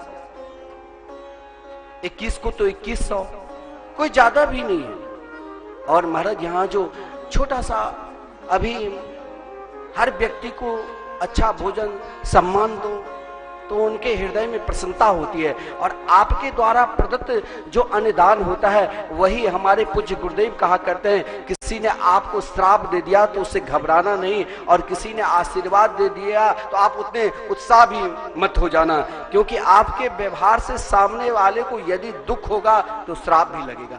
आपके व्यवहार से सामने वाले को प्रसन्नता होगी तो आपका आशीर्वाद भी मिलेगा। आप भारतवर्ष में कहीं भी हैं, और मिथिला कुंज आश्रम में जो हमारे द्वारा गद्याचार्य जगतगुरु निम्बार्काचार्य ट्रस्ट है, उसमें यदि आप दान करते हैं तो जिसके द्वारा पूज्य गुरुदेव का सेवा प्रकल्प जो चल रहा है, संकीर्तन अखंड सदा चलते रहे। आप लोग ऐसा भी जानते होंगे, जब प्रारंभ हुआ था संकीर्तन तो आपके घर घर गुरुदेव मात्र आपसे कहा 1 दिन का, 1 महीना के कीर्तन करा लो। उस समय कम खर्चा था, 500 एक दिन का लेते थे। समय बढ़ा, समय का परिवर्तन हुआ। 29 साल पूर्व क्या था, आज क्या है, हर व्यक्ति बदल गया उसी प्रकार, लेकिन कीर्तन नहीं बदला। जीवन में एक बार कोई फिल्म देख लो तो आप थक जाओगे। घर में अनेक प्रकार की टीवी पे कहानी दिखाता है, आप 1-2 बार धारावाहिक देख लो फिर मन नहीं करेगा। लेकिन संकीर्तन ही एक ऐसा चीज है जो आप घर में बैठे हैं, केवल आप 1 दिन का संकीर्तन मात्र करा लेते हैं तो आपके हृदय में वो प्रसन्नता होगी, चाहे अपने लिए, चाहे अपने बच्चे के लिए, और चाहे अपने पूर्वजों के लिए, कि आपके पूर्वज यदि वर्षों से तड़प रहा है कि मेरे घर के परिवार को अन्नदान नहीं किया, कीर्तन आप 1 दिन के संकीर्तन, एक संतों के भी भोजन करा देते हैं, उस दिन वो उत्साहपूर्वक नाचने लग जाते हैं। और पूज्य गुरुदेव का ये जो दोनों संकल्प है, मुझे विश्वास है आप सबके सहयोग से सदा चलता रहेगा। यहाँ ज्यादा नहीं, यदि कोई 1 दिन का अनक्षेत्र में सेवा करना चाहते मात्र 5100, और संपूर्ण भंडारा 11,000, और नहीं समर्थ है तो आप 5 ब्राह्मणों को, संतों को भोजन कराओ।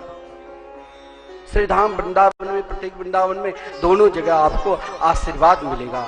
और अभी जो ये कल्प चल रहा है भागवत भगवान के मंदिर, देखिए उनका तो अनेक है।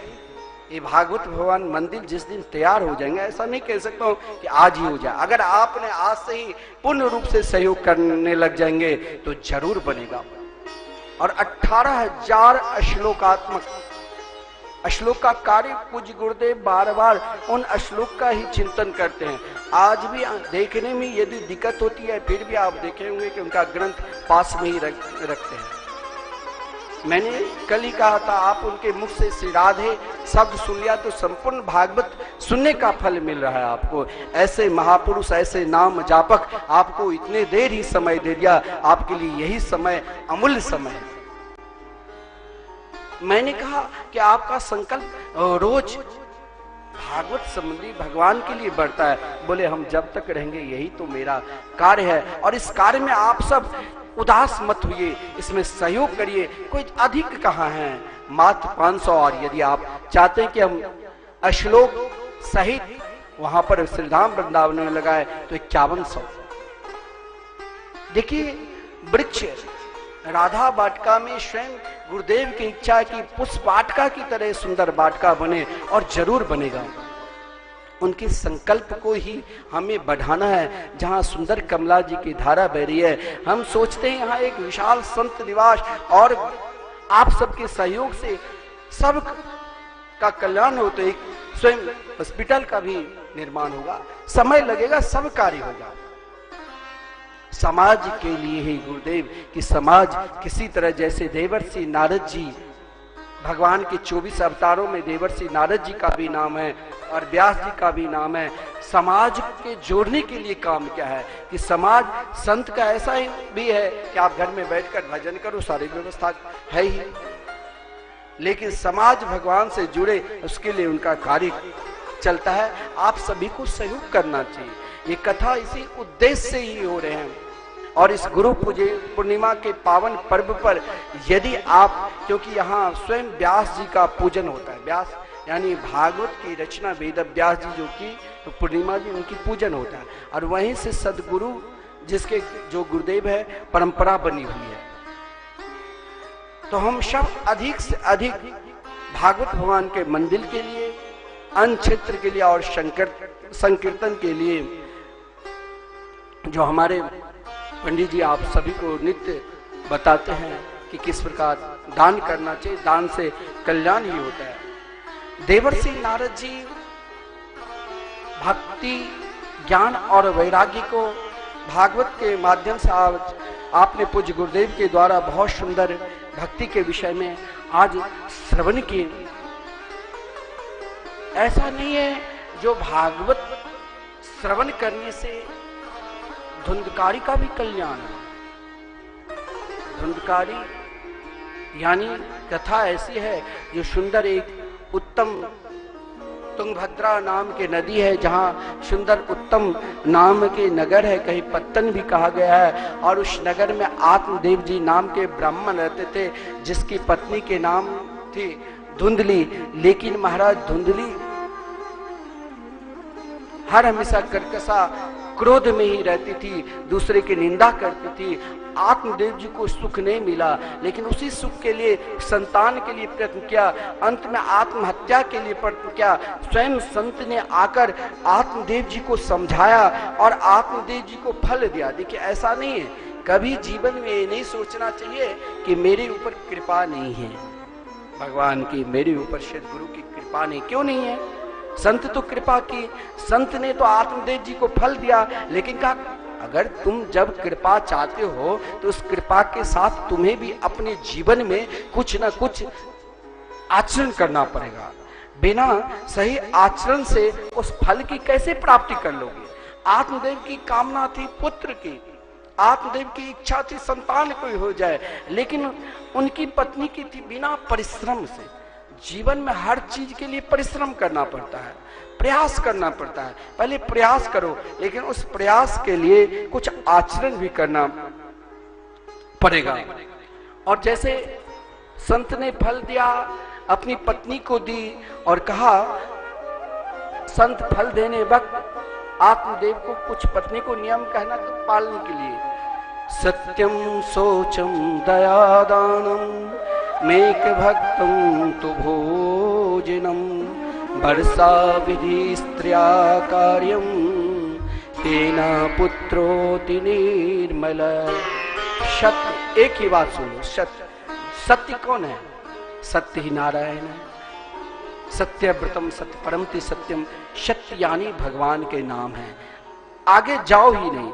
सदगुरु के वचन मानकर जीवन में यदि हमने सत्य को पहचान लिया, जीवन में यदि हमने सत्य को भजने लगा, जीवन में यदि हमने सत्य पर चलने लग गया, तो क्यों नहीं मेरे हृदय से गोकर्ण आएंगे। और यदि हम सत्य को त्याग देंगे, सत्य को त्यागा यानी भगवान के मार्ग से हम विरुद्ध हो गए, तो आचरण कैसे, सोच आचरण सही हो सकता है, कैसे दया उत्पन्न हो सकते हैं और कैसे हम दान दे सकते हैं। जो भगवान के भजते हैं, जो सत्य पर चलता है, उनके हृदय में ही दान करने की प्रवृत्ति होती है।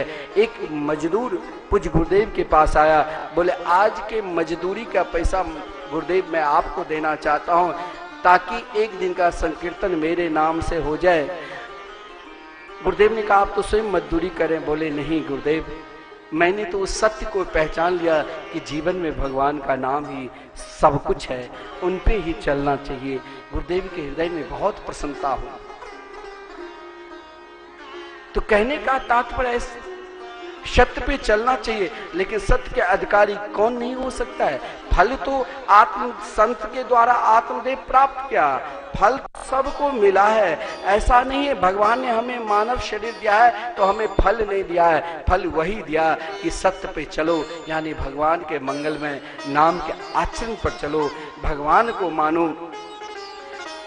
लेकिन धुंधली जिसके हृदय में द्विधा वृद्धि है, भागवत में सबका कल्याण दिखाया गया है, लेकिन जिसके हृदय में मत्सर है, द्विधा बुद्धि है, उसका कल्याण भागवत में कहीं नहीं है। आप बार बार बड़े बड़े महापुरुषों के द्वारा, बड़े बड़े विद्वानों के द्वारा श्रवण करोगे, सबका कल्याण है। कामी का भी है, क्रोधी का भी है, लोभी का भी है, लेकिन जो जिसके हृदय में द्वंद्व है, जो स्वयं को लड़ता रहता है हर हमेशा मत्सर से, ईर्षा से, उनका कल्याण भागवत में मत्सर वाले को कहीं दिखाया ही नहीं गया।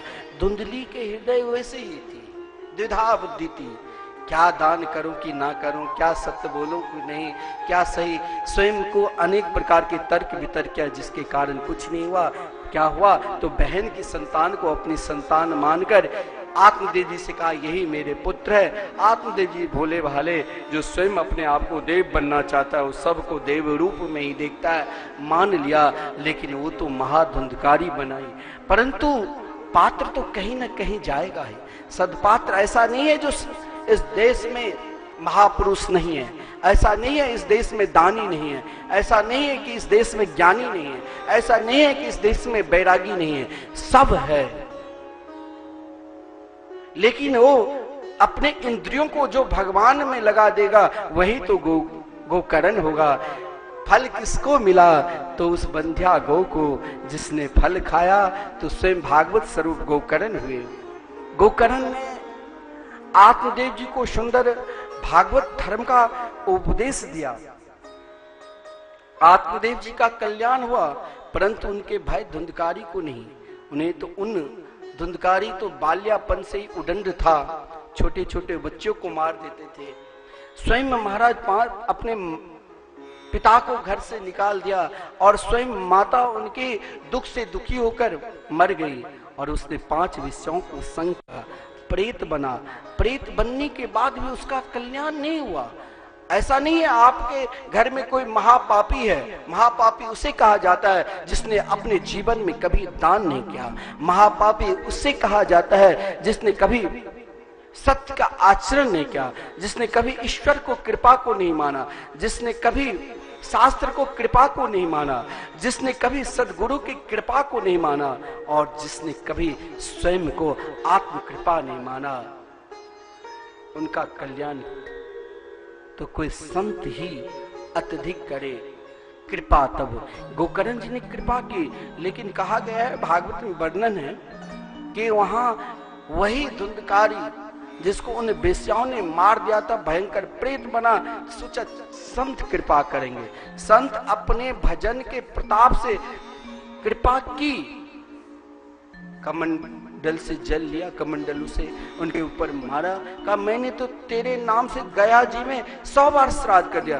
बोले मेरे नाम से गया जी में चाहे आप 100 बार भी श्राद्ध कर दो, गया श्राद्धते नापि मुक्तिर बेना भविष्यति। अज्ञान में यदि पाप हो जाए तो गया जी में उद्धार हो सकता है, लेकिन जानबूझकर पापी का नहीं। परंतु उन पापी को भी संत का कृपा हो जाए। एक जगह भागलपुर की बात है, एक संत से मैंने सुना, वहां पे एक बहुत बड़ा धनवान व्यक्ति सेठ जिसने 3.5 करोड़ के कोठी बनाया था, बहुत सुंदर पुराने जमाने के समय, जिसमें अनेक रूम थे, किसी में सोने के, किसी में घूमने की, सारा चीज 20-25 रूम था। वो कहीं किसी काम के बसात 2-10 साल के लिए बाहर चले गए। घर में कभी दीपक नहीं, देखिए घर में जिस घर में कहा गया है 7 दिन तक दीपक नहीं जलता है, वहां प्रेत का वास होता है। जिस घर में कभी 7 दिन के अंदर यदि भगवान के एक बार भी नाम का उच्चारण नहीं होता है, समझ लेना उस घर में दरिद्रता की वास हो जाएगी, धन रुकेगा ही नहीं। जिस घर में कभी गौ की सेवा नहीं हुआ, जिस घर में कभी संत की सेवा नहीं हुआ, जिस घर में कभी आप किसी को दान नहीं दिए, समझ लेना आप कितने भी दानी हैं, वो धन आपके पास नहीं रहेगा। वही हुआ उस सेठ के। महाराज वहां तो सेठ कहीं सब पूरे परिवार विदेश चला गया, घर में लौटा तो उससे पहले ही महासोटा बड़े विकराल प्रेतवास करने लग गया। अब वो प्रेतवास करने लगे, जो भी उसमें ठहरता रात को मार देते, पागल बना देता। अब वो सेठ रोने लग गया, इतने परिश्रम से तो महाराज ना जाने कितना परिश्रम किया, एक घर बनाया, लेकिन घर बनाने के बाद भी मेरे पास कुछ रहा नहीं। बनारस के बड़े बड़े विद्वान को बुलाया, अनेक प्रकार के अनुष्ठान किया, फिर भी भूत नहीं भागा, प्रेत नहीं भागा। अब वो सेठ सोचा अब क्या करूं, तो महाराज गए एक सिद्ध संत के पास वृंदावन। बोले महाराज कोई उपाय? सिद्ध संत ने कहा देखो भाई, जिस घर में नियम में 7 दिन तक दीपक न जले, कि भगवान के नाम का उच्चारण न हो, अरे आप घर में रहते हो तो एक बार भी तो सीताराम राधे से हम सब बोल ही देते हैं, तो समझ लेना वहां प्रेत की बात प्रारंभ हुआ, वहां अशांति मिलेगी ही। अब उसने कहा संत ने एक काम करो, मेरे जितने भी कमरा है सब में 1 साल तक संकीर्तन कराओ और भागवत के पाठ। गुरुदेव ने आज कहा सभी को भागवत सुनना चाहिए, भागवत का पाठ कराना चाहिए। स्वयं संत अपने भजन के प्रभाव से प्रेत से पूछा, जैसे गोकर्ण जी ने पूछा था प्रेत से, संत ने भाई क्या उद्धार है? बोले मेरे लिए नाम संकीर्तन करा दो। मैं भी आपसे यही प्रार्थना करता हूं, यदि आप कहीं भी भारतवर्ष में हैं, घर में एक बार जरूर नाम संकीर्तन करना चाहिए, क्योंकि घर के अंदर जो तरंग होता है, आजकल वास्तु का बहुत लोग ध्यान रखकर ही मकान बनाते हैं, क्योंकि किसी प्रकार के गलत तरंग ना आ जाए, परंतु उस घर में चाहे किसी प्रकार के दोष का निवारण करना है तो एकमात्र नाम संकीर्तन से ही दोष का निवारण होगा। संत ने कहा कि 1 साल तक प्रेत ने कहा कि समस्त कक्ष में धूमधाम के साथ युगल नाम महामंत्र के संकीर्तन कराओ और साथ में सभी रूम में भागवत के पाठ बैठा दो, अपने आप प्रेत भाग जाएगा। प्रेत ने कहा भगवान आपने मेरे उद्धार कर दिया, अब मुझे यहाँ नहीं रहना है, अब तो हम सीधे गोलोक धाम जा रहे हैं। और सेठ रहे बड़े आनंद के साथ। देखिए भागवत की महात्म बड़ा विलक्षण है। आइए कुछ दान दाता जो संकीर्तन के लिए, भागवत भवन मंदिर के लिए, अनक्षेत्र के लिए जो दान दिए हैं, उनका भी इनाम होना चाहिए, क्योंकि ऐसे भक्ति परायण जो इस कीर्तन को आगे बढ़ा रहा है, ये अखंड सदा चलते रहे। हम रहे चाहे नहीं रहे, आप रहे चाहे नहीं रहे, आपके नाम से ट्रस्ट में वो धन जमा हो जाएगा। उसके ब्याज से आश्रम में जो संकीर्तन चल रहे हैं, संतों का भोजन चल रहे हैं, भागवत मंदिर का जो निर्माण होगा तो कार्य चलते ही रहेंगे। इसलिए हम सब सहयोग करें। आइए उन भक्तों का नाम भी हम सब सुने। श्री वृंदावन बिहारी लाल की जय। तो आइएगा सज्जनों, जो लोग हमारे सेवा संकल्प के साथ में जुड़ करके अपने जीवन को जिन दानदाताओं ने धन्य किया है, एक बार बड़े श्रद्धा और भाव के साथ में उनका नाम श्रवण करेंगे। श्रीमान गंगा प्रसाद शर्मा जी, जो कि आगरा उत्तर प्रदेश के निवासी हैं, ये मिथिला कुंज वृंदावन के आजीवन सदस्यता को स्वीकार करते हुए हमारे संस्थान को 21,000 रुपए की सहयोग राशि प्रदान किया है। निवेदन करूंगा एक बार इनके लिए जोरदार तालियों से स्वागत करेंगे। और दानदाताओं की श्रृंखला में अगला नाम है श्रीमती अनीता वर्मा जी, जो कि कलकत्ता बंगाल की निवासी हैं। इन्होंने मिथिला कुंज में संकीर्तन के निमित्त 1 महीने की संकीर्तन के लिए 15,000 रुपए की सहयोग राशि प्रदान करती हैं। एक बार इनके लिए भी जोरदार तालियों से स्वागत करेंगे। श्रीमान योगेश श्रीवास्तव जी, जो कि अलीगढ़ उत्तर प्रदेश के निवासी हैं, श्री सद्गुरुदेव भगवान के संकल्प में अपनी सहभागिता प्रदान करते हुए भागवत मंदिर में 1 श्लोक का दान के निमित्त 5100 रुपए की सहयोग राशि प्रदान करते हैं। एक बार इनके लिए भी जोरदार तालियों से स्वागत करेंगे। श्रीमान रामकृष्ण चौहान जी, जो कि पंजाब के निवासी हैं, इन्होंने संतों के भोजन के निमित्त 2100 रुपए की सहयोग राशि हमारे संस्थान को प्रदान किया है। एक बार इनके लिए भी जोरदार तालियों से स्वागत करेंगे। श्रीमान गंगा प्रसाद यादव जी, श्रीमान लक्ष्मी यादव जी, जो कि प्रतीक वृंदावन बथई मनीगाछी बिहार के निवासी हैं, इन्होंने 1 दिन के संकीर्तन के लिए 1500 रुपए की सहयोग राशि प्रदान किया है। एक बार इनके लिए भी जोरदार तालियों से स्वागत करेंगे। श्रीमती इंदू देवी जी, श्रीमान जयप्रकाश मिश्र जी, श्रीमान मिहिर कुमार मिश्र जी, प्रतीक वृंदावन बिहार के निवासी हैं, ये भी श्री सद्गुरुदेव भगवान के संकल्प में अपनी सहभागिता प्रदान करते हुए भागवत मंदिर के निमित्त 1 श्लोक का दान करते हुए 5100 रुपए की सहयोग राशि प्रदान करते हैं। एक बार इनके लिए भी जोरदार तालियों से स्वागत करेंगे। श्रीमान किशन लाल जी, श्रीमती पुष्पाबाई जी, देखिए ये जो नाम है हमारे पास में कल भी आया था। इन्होंने कल संतों के भोजन के निमित्त दान दिया था और आज इन्होंने अपने नेक कमाई में से 2 वृक्षों की सेवा के लिए, जो श्री सद्गुरुदेव भगवान के सानिध्य में पुष्प वाटिका का निर्माण होने वाला है, उस पुष्प वाटिका में 2 वृक्षों का दान करते हुए इन्होंने हमारे संस्थान को 1000 रुपए की सहयोग राशि प्रदान किया है। एक बार इनके लिए पुनः जोरदार तालियों से स्वागत करेंगे। और हमारे बीच में श्रीमान महेश आहूजा जी, जो कि अमृतसर पंजाब से जुड़ रहे हैं, आज इनका फोन आया था, बोले आचार्य जी आज हमारे बेटे का जन्मदिन है, लेकिन हम अपने बेटे के जन्मदिन को ना तो मोमबत्ती जला करके मनाएंगे, ना तो केक काट करके मनाएंगे। हम अपने बच्चे के जन्मदिन के पावन पर्व पर श्रीधाम वृंदावन मिथिला कुंज में जो अखंड संकीर्तन चलता है, उसके निमित्त 1 दिन के संकीर्तन के लिए 1500 रुपए की सहयोग राशि प्रदान करता हूं। निवेदन करूंगा एक बार इनके लिए भी जोरदार तालियों से स्वागत करें। और श्रीमान दुलीचंद भाटिया जी, जो कि इंदौर मध्य प्रदेश के निवासी हैं, इनका भी फोन आया था। आज इनके विवाह की 40वीं वर्षगांठ है। आज इन्होंने अपनी विवाह वर्षगांठ के उपलक्ष्य में 1 महीने के लिए संकीर्तन को बुक कराया है। इसके निमित्त 15,000 रुपए की सहयोग राशि हमारे संस्थान को प्रकट किया है। निवेदन करूंगा एक बार इनके लिए भी जोरदार तालियों से स्वागत करेंगे। और दानदाताओं की श्रृंखला में अगला नाम है श्रीमान मनोज सिंह जी, जो कि बिहार के निवासी हैं, संतों के भोजन के निमित्त 500 रुपए की सहयोग राशि प्रदान करते हैं। एक बार इनके लिए भी जोरदार तालियों से स्वागत करेंगे। श्रीमान प्रकाश पाटिल जी, बिहार के निवासी हैं, इन्होंने संतों के भोजन के निमित्त 1100 रुपए की सहयोग राशि प्रदान किया है। निवेदन करूंगा एक बार इनके लिए भी जोरदार तालियों से स्वागत करेंगे। मैं समस्त दानदाताओं के लिए कहना चाहूंगा, वंदन अभिनंदन करें, वंदन अभिनंदन करें, धरा और आकाश, दान वीरता आपकी जग में है विख्यात। जिन दानदाताओं ने हमारे संस्थान को दान दे करके हमारे संस्थान के प्रकल्प को मजबूत किया है, आप सभी का मिथिला कुंज और प्रतीक वृंदावन की ओर से आप लोग को बहुत बहुत हार्दिक अभिनंदन एवं स्वागत है। मैं निवेदन करूंगा, जो लोग फेसबुक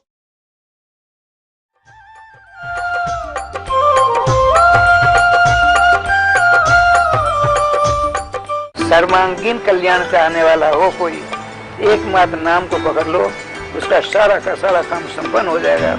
श्री वृंदावन बिहारी लाल की जय। गुरु पूर्णिमा के पावन अवसर पर जगत जननी माता जानकी की पवित्र जन्मस्थली मिथिला धाम में प्रतीक वृंदावन बथई घाट कमला जी के तट पर आयोजित 9 दिवसीय भागवत कथा में परम पूज्य द्वाराचार्य जगत गुरु निम्बारकाचार्य श्री मुकुंद देवाचार्य पीठाधीश्वर श्री राधे श्याम शरण देवाचार्य जी महाराज द्वारा दैनिक प्रवचन एवं परम पूज्य महामंडलेश्वर श्री किशोरी शरण जी महाराज द्वारा भागवत कथामृत का रसपान करें।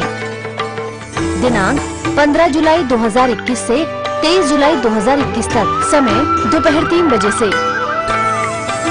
स्थान मिथिला कुंज वृंदावन द्वारा संचालित प्रतीक वृंदावन, बेथई घाट, जिला दरभंगा, बिहार। इस पावन महायज्ञ में आप अपने पितरों के नाम से या कोरोना काल में मृतक आत्माओं की शांति के लिए कथा में 1 दिन के यजमान बनकर भाग ले सकते हैं। संपर्क सूत्र 7817968196, 8979929835। इस कथा का सीधा प्रसारण देखें सिर्फ श्रद्धा मैच1 चैनल पर। Mom, noodles? No junk food. छी, करेला। चश्मा नहीं लगेगा। और मेरे बालों के लिए? हेल्दी बाल बनेंगे हर रोज प्योर रूट्स शैम्पू लगाने से। अपने बालों को रोज दीजिए वीट और सोयाबीन के पोषण से भरा प्योर रूट्स प्रोटीन शैम्पू।